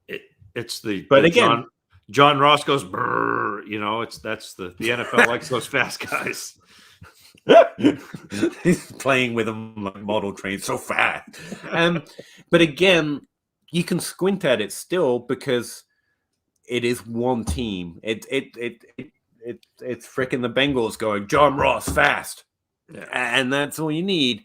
And that's not the NFL saying it. It's the Bengals saying it. So, it's the old, it only takes one. And that's the danger of it. I have looked at it and that's what I found, but I actually don't have the result posted anywhere. So it'd be worth looking and actually getting an actual result for how it correlates. If you're trying to predict draft capital, I would say the combine matters. I also got off of the 2022 second round pick, the 202 actually, for Rashad Penny. I want Penny over a second, but that's a very high second. So if you don't, it's fine. In a 10-team league, it's probably still take Penny. So I'd probably take the second just in case I hit on somebody there. I'm concerned Penny doesn't end up back in Seattle. And if he doesn't end up back in Seattle, he's probably a backup. Again, the way I protect myself from this is I'm probably not buying running backs that are worth a second right now. I'm buying running backs that are worth a third, or I'm buying Gibson, Etienne, maybe absolutely Acres. But yeah, Penny's an interesting conversation. I'm just protecting myself from it that way. But yeah, probably a bigger conversation than I have time for right now. Richard Davis, rate the trade. Give Clark, yes. Pollard, give him away. Jacobs, fine, give him away. Bateman, wait a minute. 209, got Singletary, Swift, and the 205. So it's Jacobs and Bateman for Swift and the 205. Basically. On a scale of 7 to 23, I give that about an 18. I like it. I'd take the Swift side. I want Bateman. But yeah, it's the Swift side. It sucks. Rate the trade. Give Minshew. Like Chark and Minshew are still rostered. That's the most interesting part for them. Etienne, Ayuk, and a third and a second for Fournette and Debo. Ooh, Debo's interesting. It's Etienne Debo. And Ayuk. I would take Etienne and Ayuk. That's not me. I would rather have Debo, but Etienne's easily going to explode. For me, I think into a similar value tier as Debo. He's a running back who plays wide receiver. And Ayuk is a productive wide receiver, and both of them are doing it on the same team, as they should, because they can. The draft capital kind of even. No, you get a second round pick with it too. So yeah, I don't know why Minshew's in the trade, but I'd probably take Etienne and RBs. But I do. Debo's my favorite player in the trade, just so I can stump up. I mean, you got something right there. I appreciate it. Fair, but I don't. Why? My followers, Peter. Come on. How'd you like Twitter? YouTube doesn't even have followers. It's not even the right vocabulary. You know what I mean? Richard Davis, write the trade. Fournette and the 309 for Henderson, Dower Henderson, and take the first. The first. I'd take the first. Yeah. All of these are 10-team superflex. Yeah. Didn't know. It doesn't change it for me. No. Also, really loving to adjust my strategy into hero running back. I think I know what that means. It's one of the new ways of saying like draft a good modified first, zero, and then modified 0RB or whatever. Yeah. With one top end guy and a bunch of flyers like Akers, Henderson, and Fournette. That's high priced flyers, but still, won 2 leagues like that. With that being said, who would you think are good RBs to target? Right now, I'm buying running backs that are worth a third, like I just said. Or I'm buying Antonio Gibson, Travis Etienne, or maybe Cam Akers if his value is still in that range. Because I think it's going to go up. As a hero running back, yeah, it can definitely work. I would, just put it in your back of your head somewhere. Strategies work not 100% of the time. It's okay to adjust based on the draft and also based on the year. Yeah. And don't get stuck into so stuck into one that you would never even try another for a particular draft or a particular year. But yeah, hero running back can definitely work, as you have found out. Well, and it also depends on who the heroes are. Like if you, if you're that's the problem with the strategy. Yeah, if you're 5 running backs, if you're 5 running backs deep, and you're like, I'm going hero RB, so I'm going to take, whoever the 6th running back is off the board. He may not be enough of a hero to catapult you to victory. Not the hero you deserve. Yeah, but at least you got James Conner. I got offered. I would take Hurts. The offer I got: Hurts, Boston Scott, and a second for James Winston. Yeah, take Hurts. Take Hurts. Yeah. Basically a first. I would. Yeah. I'm heading into next year with Russ Wilson and Trevor Lawrence as my only viable quarterbacks. Yeah. Any recommendations for adding another quarterback? Yeah. Jalen Hurts seems to be a popular one. Mac Jones and Tua are the only guys I've got in my. I'm really interested. I think their value could rise if they outperform expectation next year. Like, I'd be really interested in them. And I think they could, not just they would, all players would. If they did, I think those two might outperform expectation and therefore their value will rise as well. That would be an interesting place to go see if you could get Deshaun Watson for not a lot. Because if he ends up coming back and playing, he's a top 5 quarterback. If he doesn't, you're not out a ton. But I think he's coming back, by the way. Based on the latest stuff, I think he's coming back. I think he's coming back because he's a good player, and the NFL doesn't care what good players do. They're just like, come back, make us money. I felt like the reason they've kept him off the field is because they just didn't want to deal with it, so he wouldn't. Now I'm starting to think it's because they want it to quieten down. Yeah. Well, I don't think the charges are going to be serious enough in terms of the actual, level of charges he gets. But it's all very fluid. Like with Ridley, I like to consider him retired. But with more, I think it's looking like Watson comes back.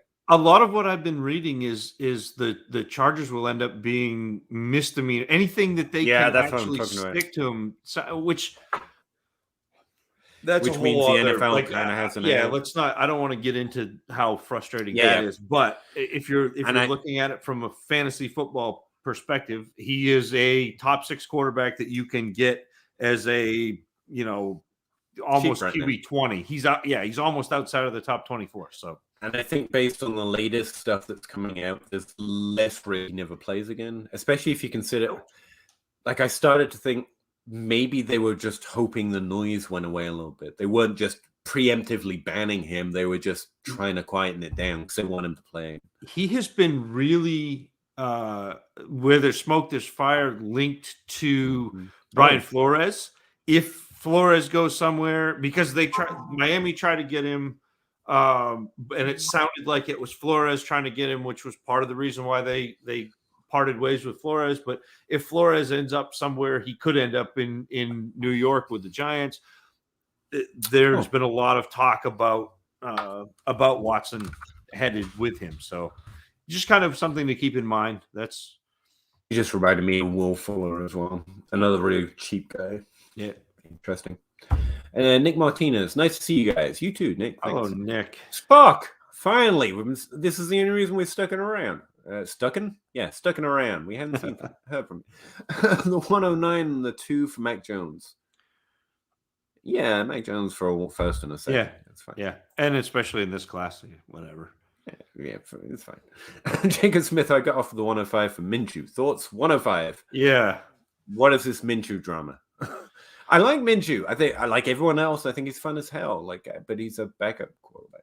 Yeah, people are thinking he's going to end up in like Pittsburgh or someplace that doesn't have a quarterback. Maybe Cleveland. I've taken a lot of shots at Baker Mayfield this week. It's been fun. Kyler Murray and Knox for Stafford and Pitts side, I think. Superflex, yeah, Pitts side. Oh no TE premium, no, Murray. I'm sorry, no. Okay. If you were to rank the last 2 years of wide receiver prospects pre-draft with this year's class, where would Burks, Garrett, Wilson rank? Wilson, London, Bell wouldn't get into the top. Like we probably have to get through quite a few names. They're second-tier prospects, and there were first-tier prospects in last year's class. I tell you what, do you have an answer, Zach? I do. It would go Justin Jefferson, CeeDee Lamb, AJ Brown, Rondell Moore, Jamar Chase, Corey Davis, DJ Moore, Treylon Burks, Devontae Smith, James Washington, Cortland Sutton, N'Keal Harry. Yeah, I think I would have Burks like fourth out of the last two classes, probably. And then the next guy on that list that I've got ranked is Wilson, and he would come in. I've got him somewhere between eighth, sixth. I've got him somewhere between 6th and 8th. Burks. Yeah. So 6th and 8th. Yeah, but that's not the last. That's not the last 2 years because I've got Corey Davis and DJ Moore in there. So 6. I probably have more Chase. See, Burks, Moore, and Smith would be an interesting conversation. So I'll probably stick him in there at 4. And then Wilson, the next guy I've ranked, comes out at 9th, and then we're way down the list. But that was strictly from my pre-draft rankings for all of them. So not knowing what I know now, re-ranking them. Like I have a list. It's in my tab called For Peter. Where I did that because you did that a couple of years ago or last year where you were like, yeah, this is my historical rankings for these players, and I was like, I'm going to see what I did and how I hit, and so it's just where I put all my rookie ranks. I rank them pre-draft and the post-draft, and I make notes for myself, and other people like to fact check me, like, no, you didn't like Elijah Mitchell. I was like, damn it. You're right. Stuff like that. I thought it was okay, to be fair.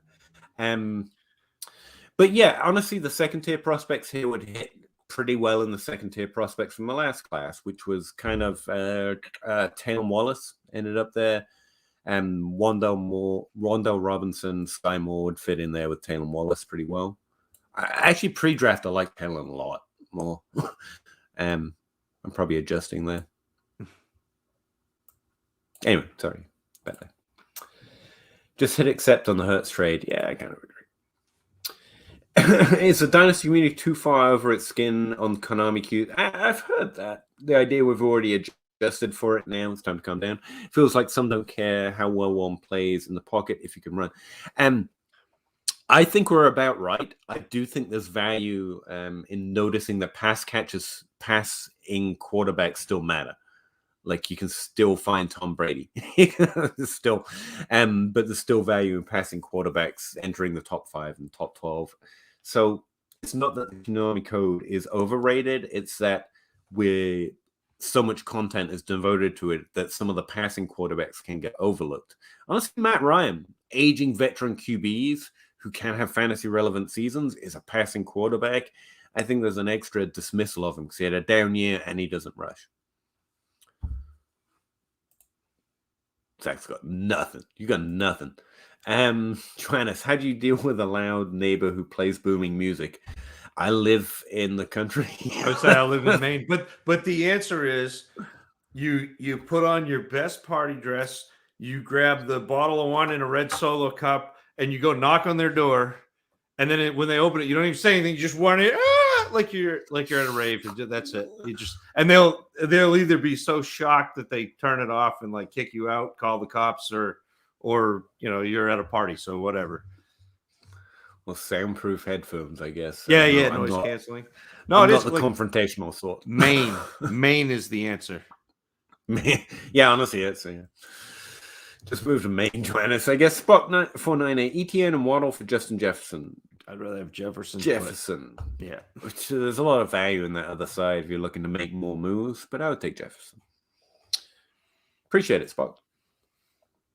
Almost pulled a trade giving Josh Allen for CD Lamb and Justin Jefferson and Elijah Moore. That would have been nice. Yeah, it seems like so. You gotta have Allen. You got to.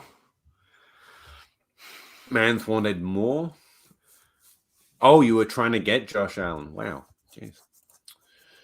Dynasty League PPR non-superflex. Did I miss your question? I can't see it from the... So if you asked, I don't see the question. No, he hit enter too soon. There's another one. Three questions down. It's the same. Oh, okay.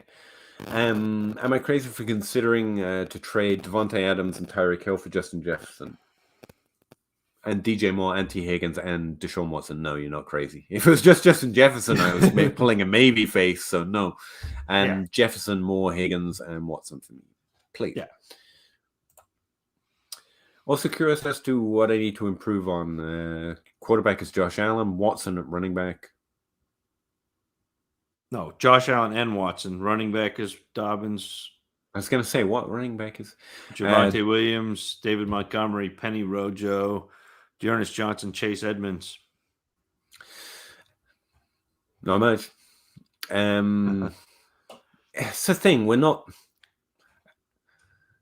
I'm not predicting who's going to outperform anyone else at this point in the season. I'm more concerned with making sure I got good players, sure, but also making sure my value is secure in Dynasty. Because what if, everyone gets injured on your team? They're all older and there's a lot of running back studs on this team. Suddenly you're losing ground. And so I start thinking about picks and young wide receivers for that reason. But it's not like you have to do that. But I'm trying to balance my value out into my potential for winning next season. So some level of that. Jacob Smith, over the past 6 years, I've traded 1 to 10. I've traded for 1 to 10 in this year's draft. What should I do with those picks? So we really need J Mike for that. That's a J Mike move where he had the entire draft. This is terrible draft to have done it in. Honestly, can you move it all to 2023? If not, like what I said before, my dismissal or my down on this class isn't because there aren't going to be good players here. It's because they're harder to pinpoint. But if you're literally going to draft all of them, you're good. Just pick them, I guess. Yeah. Different. I like that, the idea though of getting on the clock and just offering out every single one of them for a 23 first and see, so you get on the clock, get 101 and be like, send it out to everybody. 101 for your 23 first and see if they'll take, and then 102. Just keep going and see how many of the 23 picks you can get. Yeah, baby. Also, wide receivers, CD Lamb, Mike Evans, and I have some work to do at wide receiver. Robbie, Juju's cool. Gallup. Yeah, I guess you go looking for Chase or Justin Jefferson. That's your clearest need. Not clearest need. Improvement. Would you pair David Montgomery and Lamb I guess maybe Mike Evans, but Lamb's probably the one you're going to get there with to go get Jefferson? So Lamb and Montgomery for Justin Jefferson? Yeah. So that I think that's probably something to think about. in high stakes trading now. What is this? Always. You What just will skipped be over the fact that Johannes laughed at my suggestion to. Yeah. I did. I feel, jealous, frankly. What would be your next move in a rebuild trade-wise if you had this team? Kyler Murray, Nick Chubb, Deontay Johnson, Christian Kirk, Brandon Ayuk, Darren Waller, and Robert Tonyan for some reason for this year, plus seconds and thirds. Nice.